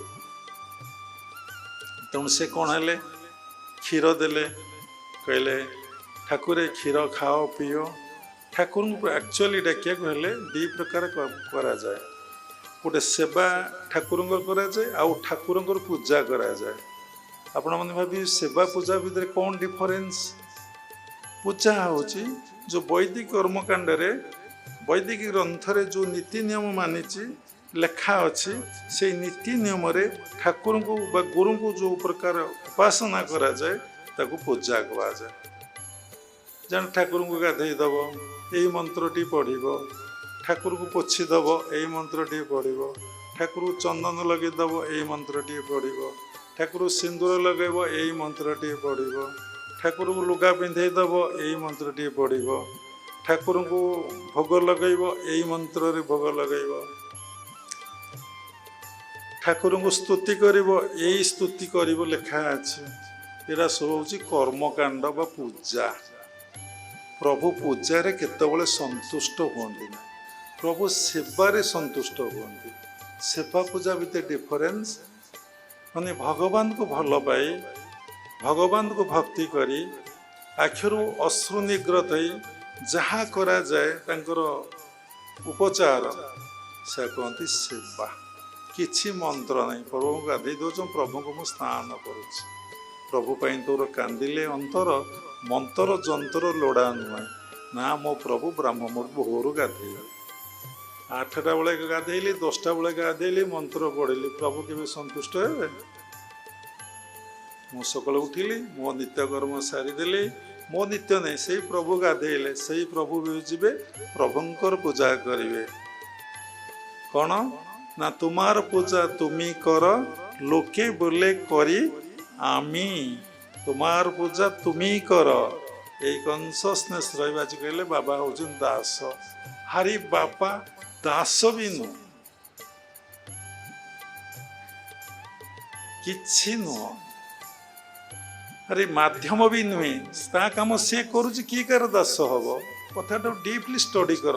ସେଇ ତ ସେଇ ଦାସ କଣ? ମୁଁ ତାଠୁ ଭିନ୍ନ ଭାବିଲେ ସିନା ଦାସ ହେଲି। ତେଣୁ ଯୋଉ ପାଞ୍ଚଟି ଭାବ ଅଛି, ଶାନ୍ତ, ଦାସ, ସଖ୍ୟ, ବାତ୍ସଲ୍ୟ, ମଧୁର। ଜଣେ ମାଆଙ୍କୁ ପଚାରିଲି କୋଉ ଭାବଟା ଶ୍ରେଷ୍ଠ ଭାବ, କୋଉ ଭାବରେ ପ୍ରଭୁ ପ୍ରୀତ ହୁଅନ୍ତି? ସାଧାରଣତଃ ମଧୁର ଭାବରେ ପ୍ରଭୁ ପ୍ରୀତ ହୁଅନ୍ତି। ସେଟା ହଉଛି ଗୋପୀମାନଙ୍କର ଥିଲା, ଯେ ନିଜକୁ ଭୁଲି ଯାଆନ୍ତି, ନିଜର ଅସ୍ତିତ୍ୱକୁ ହରେଇ ଦିଅନ୍ତି, କିଛି ଚାହାନ୍ତି ନାହିଁ। ମୋ ପ୍ରଭୁ ମୋ ଗୁରୁଦେବ ଆନନ୍ଦ ପ୍ରେମରେ ରୁହନ୍ତୁ। ଆରେ ଯିଏ ଯାହା ଦିଏ ତା ସତ ଗୁଣରେ ଫେରି ପାଏନି। ଆମେ ଏ କଥା କଣ ବୁଝିଛେ? ଜମା ବୁଝିଛେ। ଆମେ କହୁଛୁ ଆମେ ବୁଝିଛେ, ଆମେ ଜାଣିଛେ। ଯଦି ବୁଝିଛ ଜାଣିଛ, ଜୀବନରେ କେତେ କାର୍ଯ୍ୟକାରୀ କରିଛ?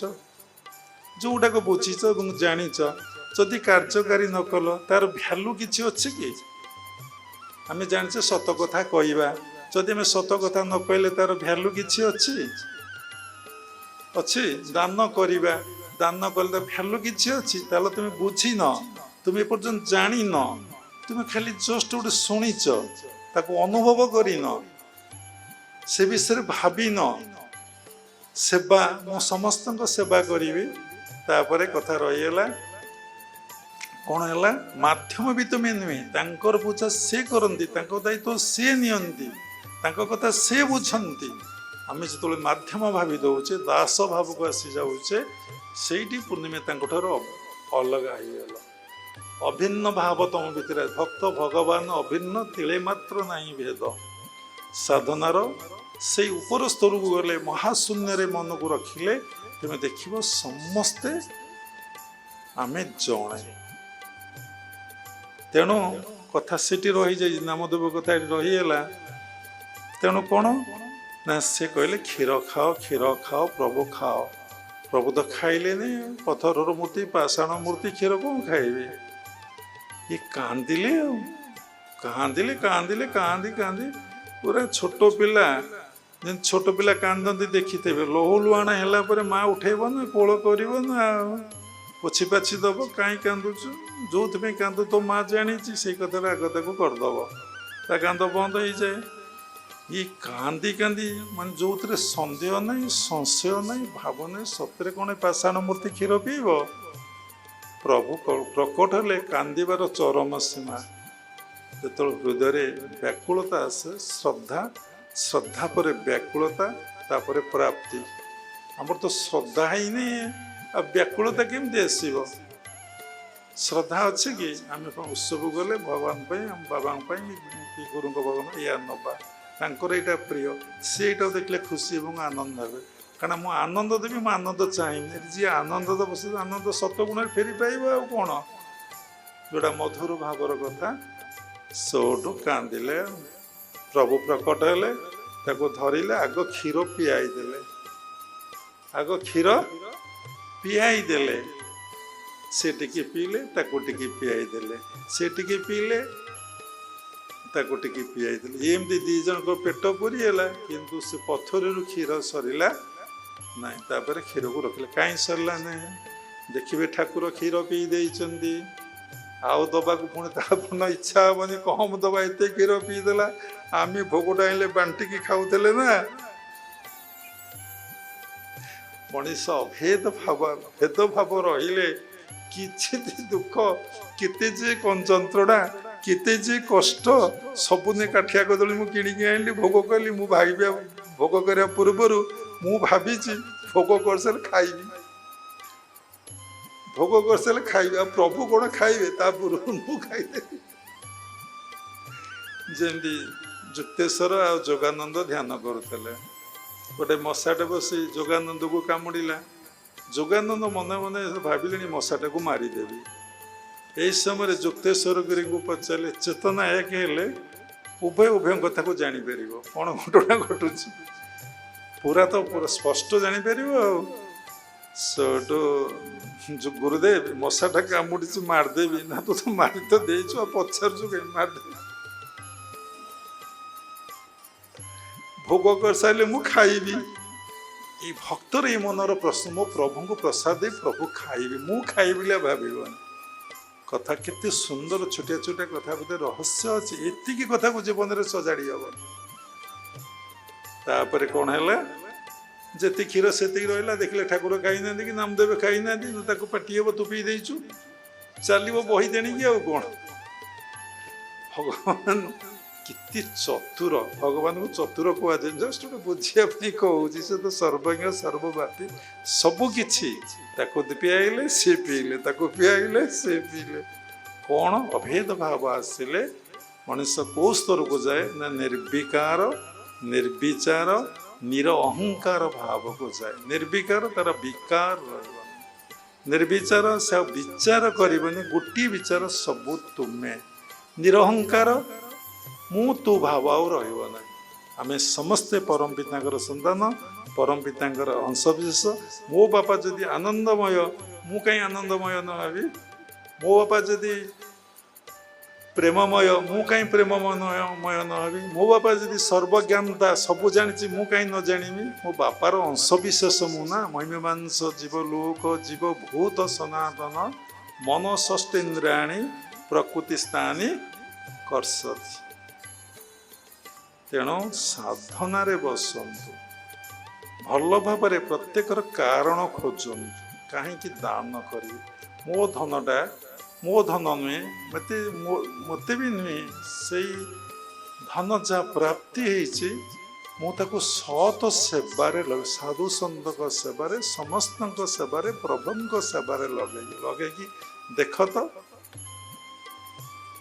ଭଗବାନ ତମର କେତେ ଆପଣାର, କେତେ ନିକଟତର ହେବେ ଏବଂ ତମକୁ ଦର୍ଶନ ଦେବେ, ତମ ସହିତ ଖେଳିବେ, ହସିବେ। ଯେମିତି ଭକ୍ତମାନଙ୍କ ସହିତ ପ୍ରଭୁ ସବୁବେଳେ ଲୀଳା କରିଛନ୍ତି। ଜ୍ଞାନରେ ଆପଣ ତାଙ୍କୁ ଜାଣିବେ, କିନ୍ତୁ ପ୍ରାପ୍ତି ସେ ହେବେ ନାହିଁ। ଭକ୍ତିରେ ସେ ପ୍ରାପ୍ତି ହେବେ। ତେଣୁ ସାଧନା କରି କରି ଯାଉ ଯାଉ ଯେତେବେଳେ ମନ ହୃଦୟ ନିର୍ମଳ ଶୁଦ୍ଧି ପବିତ୍ର ହେଇଯାଏ, ଅଟୋମେଟିକ୍ ପ୍ରଭୁଙ୍କ ପ୍ରତି ହୃଦୟରେ ଭକ୍ତି ଭାବ ଆସେ। ଭକ୍ତି ଭାବ ଆସିଲେ କେମିତି ଜାଣିବ ନା, ତାଙ୍କ ବ୍ୟତୀତ ଆଉ କେହି ମନରେ ଆସିବେ ନାହିଁ। ସମସ୍ତେ ଥିବେ, କିନ୍ତୁ ସେ ସବୁବେଳେ କ'ଣ ହଉଥିବେ? ସ୍ମରଣ ହଉଥିବେ, ମନେ ପଡୁଥିବେ। ଆଉ କେହି ମନେ ପଡୁନଥିବେ। ଦେଖୁଥିବ, କୌଣସି ଭାଇବ୍ରେସନ ଏତେ ନଥିବ। ଆଖି ବୁଝିଲେ ଖୋଲିଲେ ତାଙ୍କରି କଥା ଚିନ୍ତା ହଉଥିବ। ତାର ପରିପକ୍ଵ ଆସିଥିଲେ, ଅବସ୍ଥା ଆସିଲେ ଆପଣ ଦେଖିବେ ସବୁ ସେଇ। ସବୁ ରୂପ ହିଁ ତୁମର, ସବୁ ନାମ ହିଁ ତୁମର, ସବୁ ହିଁ ତୁମର। ଆଉ କ'ଣ ହବ? ହୃଦୟରେ ଭକ୍ତିଭାବ ଆସିଲେ ସର୍ବ ଜୀବ ପ୍ରତି ଦୟାଭାବ ଆସିବ। ଦୟାଭାବ ଅର୍ଥ ସବୁ ଜୀବ ବି ତାଙ୍କୁ ତ ଦେଖିବ। ଆଉ ଦେଖିଲେ ଦୟା କ'ଣ? ସବୁ ତ ଭାବ ହେଇଯିବ। ଆଉ କ'ଣ?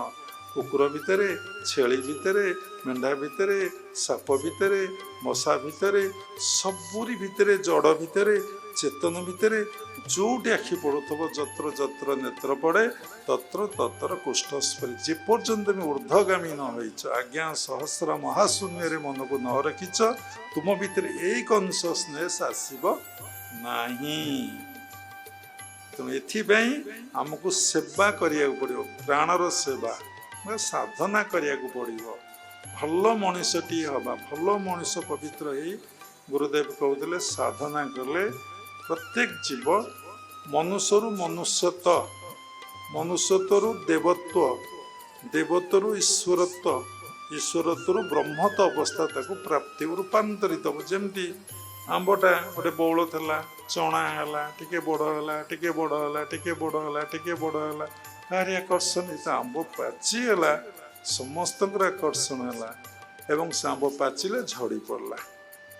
ତା ତ ବୃକ୍ଷ ଠାରୁ ସେ ଅଲଗା ହେଇଗଲା। ଯେତେବେଳେ ସାଧନା କରି କରି ଚାଲିବେ, ଆପଣ ଦେଖିବେ ଆପଣ ଯାହାକୁ ଦେହ ବୋଲି ଭାବୁଥିଲେ, ମନ ବୋଲି ଭାବୁଥିଲେ, ମୁଁ ବୋଲି ଭାବୁଥିଲେ, ଆପଣ ତାଠୁ ଅଲଗା ହେଇଯିବେ। ଦେହ ଥାଇକି ଦେହ ନଥିବ, ଦେହବୋଧ ନଥିବ, ସବୁ ନକାରାତ୍ମକ ଚିନ୍ତା ଆସୁଛି ଦେହରେ ମନ ଥିବାରୁ। ମୂଳାଧାରରେ, ସ୍ୱାଧିଷ୍ଠାନରେ, ମଣିପୁରରେ, ଅନାହତରେ, ବିଶୁଦ୍ଧରେ। ଯଦି ଆଜ୍ଞାକୁ ମନ ନେଇଯିବ, ସହସ୍ରାକୁ ମନ ନେଇଯିବ, ମହାଶୂନ୍ୟକୁ ମନ ନେଇଯିବ, ଦେଖିବ ତମ ହୃଦୟରେ ଭକ୍ତି ଭାବ ହିଁ ଆସିବ। ଭଜନ କଲେ ମିଳେ ଭକ୍ତି, ଭକ୍ତିରେ ଜଗନ୍ନାଥ ପ୍ରାପ୍ତି। ଭକ୍ତିରେ ପ୍ରୀତି ନାହିଁ ଯାହାର ଭକ୍ତିରେ ପ୍ରୀତି ନାହିଁ, ଭଲ ପାଇବା ନାହିଁ, ଶ୍ରଦ୍ଧା ନାହିଁ, ସେ କାମ ସେ କରେ ନାହିଁ। ସେ କାମ ଜାଣିମ ତ ପୟର, ସେ ତତେ କେମିତି ଜାଣିବ? ତ ପାଦପଦ୍ମ କେମିତି ସେ ଜାଣିବ? ତେଣୁ ସାଧନା କରନ୍ତୁ, ଗୁରୁଗତ ପ୍ରାଣ ହୁଅନ୍ତୁ, ନିଜକୁ ଗୁରୁଙ୍କ ନିକଟରେ ସମର୍ପଣ କରିଦିଅନ୍ତୁ। ନିଜର ଚିନ୍ତାଧାରାରେ, ନିଜର ବିଚାରଧାରାରେ, ନିଜର ପ୍ରକୃତିରେ ବାଟ ଚାଲ ନାହିଁ। ସେ ତୁମକୁ ଯେମିତି ଆଡ଼ଭାଇସ୍ ଦେବେ, ଯେମିତି ବାଟ ବତେଇବେ, ତୁମେ ସେମିତି କରି ଚାଲି ଦେଖ କେତେ ଶାନ୍ତି, କେତେ ଆନନ୍ଦ, କେତେ ପ୍ରେମ। ତୁମେ ତୁମ ଚିନ୍ତାଧାରାରେ ଆଦୌ ରୁହ ନାହିଁ, ତୁମ ପ୍ରକୃତିରେ ତୁମେ ରୁହ ନାହିଁ। ତୁମେ ବ୍ୟଷ୍ଟିଗତ ଚିନ୍ତା ଚେତନା ଭିତରେ ରୁହନ୍ତି, ସମଷ୍ଟିଗତ ହେଇଯାଅ। ସମସ୍ତଙ୍କ କଥା ଭାବ। ସମସ୍ତଙ୍କ କଥା ଭାବିବା ଅର୍ଥ ଭଗବାନ କଥା ଯିଏ ଭାବେ ସେ ସମସ୍ତଙ୍କ କଥା ଭାବେ। ଯେ ଭଗବାନଙ୍କର ସେବା କରେ ସେ ସମସ୍ତଙ୍କର ସେବା କରେ। ବାସ୍ତବରେ ଏ ଦୁନିଆରେ, ଏ ବିଶ୍ୱରେ ଜଣେ ହିଁ ସବୁ କିଛି କରୁଛି, କରାଉ, ସେ ହିଁ ଜଣେ, ତାରି ସେବା ସେ ହିଁ କରେ। ଏତିକି ଅନୁଭବ ପାଇଁ, ଏଇ ଅବସ୍ଥା ଆସିବା ପାଇଁ ଆମ ଫାଷ୍ଟ କାରଣ ଖୋଜିବା। କାରଣ ପାଇଲା ପରେ ସାଧନା କରିବାକୁ ଇଚ୍ଛା ହେବ। ଯେତେବେଳେ ଆମେ ଭଲକୁ ବୁଝିପାରିବା କାହିଁକି ମୁଁ ଆମିଷ ଖାଇବି, କାହିଁକି ମୁଁ ନିରାମିଷ ନ ଖାଇବି, ଭଲ ଭାବରେ ଆପଣ କଲଚର କରି ଜାଣିବେ। ଯେତେ ଆମିଷ ଦେଲେ ଆପଣ ଆମିଷ ପ୍ରତି ଆଉ ଆସକ୍ତି ଆସିବନି। କାହିଁକି ମ୍ୟାରେଜ କରିବି, କାହିଁକି ମୁଁ ଅନମ୍ୟାରେଡ ମ୍ୟାରେଡ ରହିବି, ଭଲ ଭାବରେ ବୁଝ, ଜାଣ, ଆଉ ମ୍ୟାରେଜ କରିବା ପାଇଁ ଇଚ୍ଛା ହେବନି। ତ୍ୟାଗ କଲେ କ'ଣ, ଭୋଗ କଲେ କ'ଣ? ଦେଖନ୍ତୁ, ଯେତେ ଭୋଗ କରିବ ତୁମେ କେବେ ପରିତୃପ୍ତ ହେଇପାରିବନି। ତମ ଲାଇଫର ଏକ୍ସପିରିଏନ୍ସ ସମସ୍ତଙ୍କ ଭିତରେ ଅଛି। କେତେ ଖାଇଛ, ମନ ପରିତୃପ୍ତି ହେଇଛି? କେତେ ଦେଖିଛ, ମନ ପରିତୃପ୍ତି ହେଇଛି? କେତେ ଦେହକୁ ଛୁଇଁଛ, ସ୍ପର୍ଶ କରିଛ, ମନ ପରିତୃପ୍ତି ହେଇଛି? କିନ୍ତୁ ତାକୁ ଦେଖିଲେ, ତାକୁ ଜାଣିଲେ, ତାକୁ ସ୍ମରଣ କଲେ, ତେଣୁ ଭୋଗରେ ପରିତୃପ୍ତି ନାହିଁ, ତ୍ୟାଗରେ ହିଁ ପରିତୃପ୍ତି। ତାକୁ ଭଜନ କଲେ, ସରଳ ଭାଷାରେ କହିଲେ ମନ ପରିତୃପ୍ତି ହୋଇଯାଏ, ତୃପ୍ତ ହେଇଯାଏ। ଦେଖ, ଯେତେ ଅଗ୍ନିରେ ଘୃତ ପଡ଼େ, ଅଗ୍ନି କେବେ କ'ଣ ସନ୍ତୁଷ୍ଟ ହୁଏ? ରାଜା ପୁଅଙ୍କର ଯୌବନକୁ 1000 ବର୍ଷ ନେଇ ଭୋଗ କଲେ, ପରିତୃପ୍ତ ହେଲା ନାହିଁ ମନ। ଛିକିଣି ଯୌବନକୁ ପୁଅକୁ ଦେଇ ଜଙ୍ଗଲକୁ ତପସ୍ୟା କରିବାକୁ ପଳାଇଲେ। ଆରେ ମୁଁ ତ ଅନେକ ଜନ୍ମ ହେଇଥିଲି, କାହିଁ ମୁଁ ତ ଭୋଗ କରି ଆସିଛି, କାହିଁ ଭୋଗର ତ ପରିସମାପ୍ତି ହେଲା ନାହିଁ। ଏ ଜନ୍ମଟା ମୋର ଚେତନା ଆସିଛି, ମୋର ଜ୍ଞାନ ଆସିଛି, ମୁଁ ଆକୁ କାହିଁକି ପୁଣି ଉପଭୋଗରେ ଦେବି? କାହିଁକି ପ୍ରଭୁଙ୍କ ଜୀବନ ପ୍ରଭୁଙ୍କୁ ନ ଦେଇଦେବି? କାହାରି କଥା ଭାବ ନାହିଁ, କାହାରି କଥା ଚିନ୍ତା କର ନାହିଁ, କାହାରିକୁ ସମୀକ୍ଷା କର ନାହିଁ।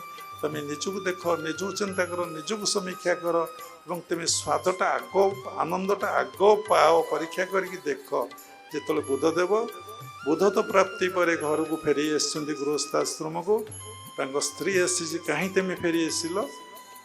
ତମକୁ ଆମେ ଡାକିଛୁ, ତୁମେ ନିଶାର୍ଦ୍ଧରେ, ମୁଁ ଶୋଇଛି, ପୁଅ ଶୋଇଛି, ବାପା ମା ଅଛନ୍ତି, ତୁମେ ଛାଡ଼ି ଜଙ୍ଗଲକୁ ତପସ୍ୟା କରିବାକୁ ପଳାଏ, ପ୍ରଶ୍ନର ଉତ୍ତର ଦିଅ।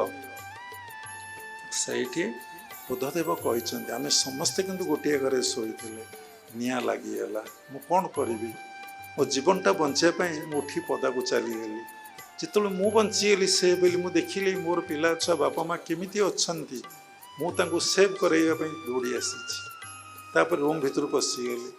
ମୁଁ ନିଜକୁ ଉଦ୍ଧାର କରିବା ପାଇଁ, ପ୍ରକୃତ ଦୁଃଖ ଯନ୍ତ୍ରଣା କଷ୍ଟରୁ ନିବୃତ୍ତ ପାଇଁ ମୁଁ ଜଙ୍ଗଲକୁ ଚାଲିଗଲି ତପସ୍ୟା କରିବା ପାଇଁ। ସାଧନାର ସିଦ୍ଧି ପରେ, ବୁଦ୍ଧତ୍ୱ ପ୍ରାପ୍ତି ଅର୍ଥାତ୍ ଭଗବତ ପ୍ରାପ୍ତି ପରେ ମୁଁ ଫେରି ଆସିଲି। ଏମାନେ କ'ଣ ସେଇ ଅନ୍ଧକାର ଅଜ୍ଞାନତା ଭିତରେ ରହିଗଲେ? ମୁଁ ସେଥିଲାଗି ଆଗ ତମ ପାଖକୁ ଆସିଛି। ତୁମେ କ'ଣ ବୁଝିପାରୁନ? ତମେ ସମସ୍ତେ ଦୀକ୍ଷା ଗ୍ରହଣ କର, ସମସ୍ତେ ଧ୍ୟାନ କର, ତମ ଭିତରେ ବୈରାଗ୍ୟର ନିଆଁ ଜଳି ଉଠୁ। ବିନା ବୈରାଗ୍ୟରେ କାହାର ଜ୍ଞାନ ପ୍ରାପ୍ତି ହୁଏ ନାହିଁ। ବିନା ଜ୍ଞାନ ପ୍ରାପ୍ତିରେ କାହାର ଭକ୍ତି ଆସେ ନାହିଁ। ବିନା ଭକ୍ତିରେ ତାଙ୍କୁ କେହି ପାଇପାରନ୍ତି ନାହିଁ। ବୈରାଗ୍ୟ ଅର୍ଥ ତମର କୋଉଥିରେ ଆସକ୍ତି ନାହିଁ, କୋଉଥିରେ ମୋର ଭାବ ନାହିଁ। ତୁମେ ଭଜନଶୀଳ, ଏବଂ ଯଦି ସତରେ ତୁମର ବୋଧ ହେଲା ମୁଁ ଭଗବାନ କର୍ମ ବସି ଏଇଠି ଭଜନ କରିବି, ଧ୍ୟାନ କରିବି, ଜପ କରିବି, ନିଶ୍ଚିନ୍ତ ଏ ପରିବାର ଚଳିବ, ଇଏ ସବୁ କିଛି ଚାଲିବ, ସେଇ କନଫିଡେନ୍ସ କ'ଣ ଆସିବ?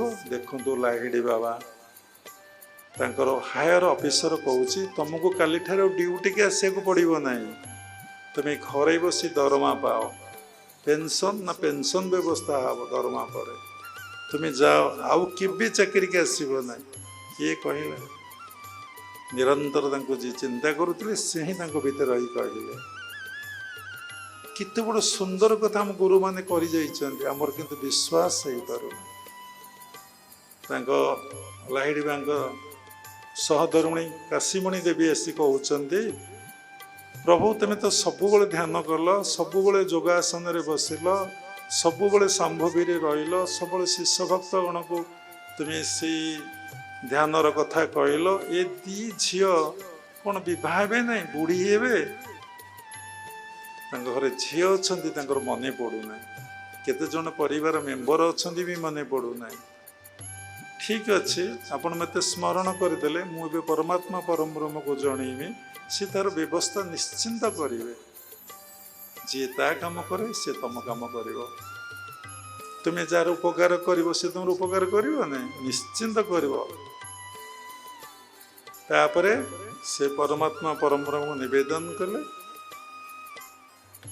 ପାଖରେ ରାଜା ଥିଲେ, ସେ କାଶୀର, ସେ କହିଲେ ମୋର ଯୋଗୀରାଜଙ୍କୁ ଦେଖିବାକୁ ଯିବାକୁ ଇଚ୍ଛା ହେଉଛି, ଦର୍ଶନ କରି ଯିବାକୁ ଇଚ୍ଛା ହେଉଛି, କ'ଣ ନେବି? ରିକ୍ତସ୍ଥ ତ ସାଧୁମାନଙ୍କ ପାଖକୁ ଯାଆନ୍ତି ନାହିଁ, ସନ୍ଥମାନଙ୍କ ପାଖକୁ ଯାଆନ୍ତି ନାହିଁ, ସେ ଗୋଟେ ବଟୁଆ ସେତେବେଳେ ଥିଲା, ସେଇଥିରେ ସବୁ ଜିନିଷ ରହୁଥିଲା, ଏବେ ବି ବଟୁଆ, ଯେଉଁ ଭ୍ୟାନିଟି ବ୍ୟାଗ୍ କ'ଣ କି ବଟୁଆ ନା, ଆଉ ମା ବଟୁଆ ଆଣିଛନ୍ତି, ଆଧୁନିକ ବଟୁଆ, ସେମିତି ଆଣି ଦେଉଛ, ସେତେବେଳେ ସେଇଟା ସତରେ ବଟୁଆ ରୂପାନ୍ତରିତ ହେଇଯାଇଛି, ଆଉ କିଛି ପରିବର୍ତ୍ତନ ହେଇନାହିଁ। ସମସ୍ତେ ପୁରୁଷ ଲୋକ ବି ବଟୁଆ ପକାଉଛି, ବ୍ୟାଗ୍ ଧରୁଛି ନା, ଆଉ ତାକୁ କ'ଣ ଛାଡ଼ିପାରିବ? ସେଥିରେ କହିଲେ କ'ଣ ନେବି? ଦର୍ଶନ କରିବାକୁ ଯିବି, ସେତେବେଳେ ତ ସୁନାର ମୋହର ଥିଲା ନା, ରୂପାର ମୋହର ଥିଲା, ସୁନାର ମୋହର ବଟୁଆରେ ବୁଝେଇ କରି ରାଜାଙ୍କୁ ଆସିଲେ ଦର୍ଶନ କରିବାକୁ। ଯୋଗୀରାଜଙ୍କୁ ଦର୍ଶନ କରିବାକୁ ଆସିଲେ, ଯୋଗୀରାଜଙ୍କୁ ବଟୁଆଟେ ଥୋଇଲେ, ପ୍ରଣାମ କଲେ। ଇଏ କ'ଣ ନା ପ୍ରଭୁ ପ୍ରଣାମ। ଦର୍ଶନ କରିଗଲେ, କାଶୀମଣି ଦେବୀଙ୍କୁ ଡାକିଲେ, ନିଅ ତୁମେ ଯାହା ଖୋଜିଥିଲ ନିଅ। ସେ ଯେତିକି ସୁନାର ମୋହର ଆସିଥିଲା ସେତିକିରେ ଦୁଇ ଝିଅଙ୍କର ବିବାହର ହେଇଗଲା। ଆମର ଏ କନଫିଡେନ୍ସ ଅଛି, ଆମେ ଆମ ଠାକୁରଙ୍କ ସେବା ଆଗ କରିବା, ତାପରେ ଦେଖିବା କ'ଣ ହେଉଛି। ଦେଖିବା କ'ଣ ହେଉଛି, ଆଗ ଠାକୁରଙ୍କ ସେବା କରିବା, ଆଗ ପ୍ରଭୁଙ୍କ କାମ ଆମେ କରିବା। ଏ କନସିୟସନେସ୍ ଆସୁନି କାହିଁକି ନା ଆମେ ଉପରେ ନାହୁଁ, ଆମେ ତଳେ ଅଛୁ। ମନକୁ ଆଜ୍ଞାରେ ରଖନ୍ତୁ, ସହସ୍ରରେ ରଖନ୍ତୁ, ଶୂନ୍ୟରେ ରଖନ୍ତୁ, ଦେଖନ୍ତୁ, ଭାବ ଜମା ମାସଟେ କରିକି ଦେଖନ୍ତୁ, ଆପଣ ସ୍ୱତନ୍ତ୍ର ହେଇଯିବେ, ଆପଣ ଚିନ୍ତାଧାରା ସ୍ୱତନ୍ତ୍ର ହେଇଯିବ, ଆପଣ ଆନନ୍ଦ ପ୍ରେମରେ ଦିନ ଅତିବାହିତ କରିବେ। କାରଣ ରାତି କହୁଛନ୍ତି ଡେରି ହେଇଯାଉଛି, ଘରକୁ ଯିବା ଡେରି ହେଇଯାଉଛି, ସତରେ କ'ଣ ତୁମେ ଘରକୁ ଯାଉଛ? ଏ ଘରକୁ ଯିବା ପାଇଁ ଚେଷ୍ଟା କର ନା। ମନ ଚାହାଲ ନିଜ ନିକେତନେ ସଂସାର ବିଦେଶେ ବିଦେଶୀର ବେଶେ ଭ୍ରମ କିମ୍ପା କାରଣେ। ବୁଲୁଛ ବୁଲୁଛ ଘରକୁ ଯାଇନ, ଘରକୁ ଯାଅ, ଦେଖ ପ୍ରକୃତ ନିଜ ଘରେ କେତେ ଶାନ୍ତି, କେତେ ଆନନ୍ଦ। ଛାଡ଼ନ୍ତୁ, ଏ କଥାରୁ ଆପଣ ଶିଖିଲେ ପ୍ରତ୍ୟେକ କଥାର କାରଣକୁ ଭଲ ଭାବରେ ଖୋଜନ୍ତୁ। ସେଇ କାରଣ ପାଇଲା ପରେ ଆପଣ ଭୌତିକ ଜଗତ ହଉ, ଆଧ୍ୟାତ୍ମିକ ଜଗତ ହଉ, ଆପଣ ସେଥିରେ ନିଷ୍ଠା ଆସିବ, ଭାବ ଆସିବ, ଶ୍ରଦ୍ଧା ଆସିବ, ବିଶ୍ୱାସ ଆସିବ ଏବଂ ଭକ୍ତି ଆସିବ। ଆମେ ଶୁଣିଛେ, ଆମେ ଟିକେ ଟିକେ ଜାଣିଛେ, ତାର କାରଣ ଆମେ ଖୋଜିନେ। ଶେଷରେ କ୍ରିୟା ଯୋଗ ପରମ୍ପରାର ସମସ୍ତ ଗୁରୁମାନଙ୍କୁ ମୁଁ ପ୍ରଣାମ କରୁଛି। ବିଶ୍ୱର ପ୍ରତ୍ୟେକ ସମ୍ପ୍ରଦାୟର ଗୁରୁମାନଙ୍କୁ ମୁଁ ପ୍ରଣାମ କରୁଛି। ଉପସ୍ଥିତ ଭଗବତ ସ୍ୱରୂପଗଣ ସବୁରି ଭିତରେ ଜଗନ୍ନାଥଙ୍କୁ ଉପଲବ୍ଧି କରି ମୁଁ ପ୍ରଣାମ କରୁଛି।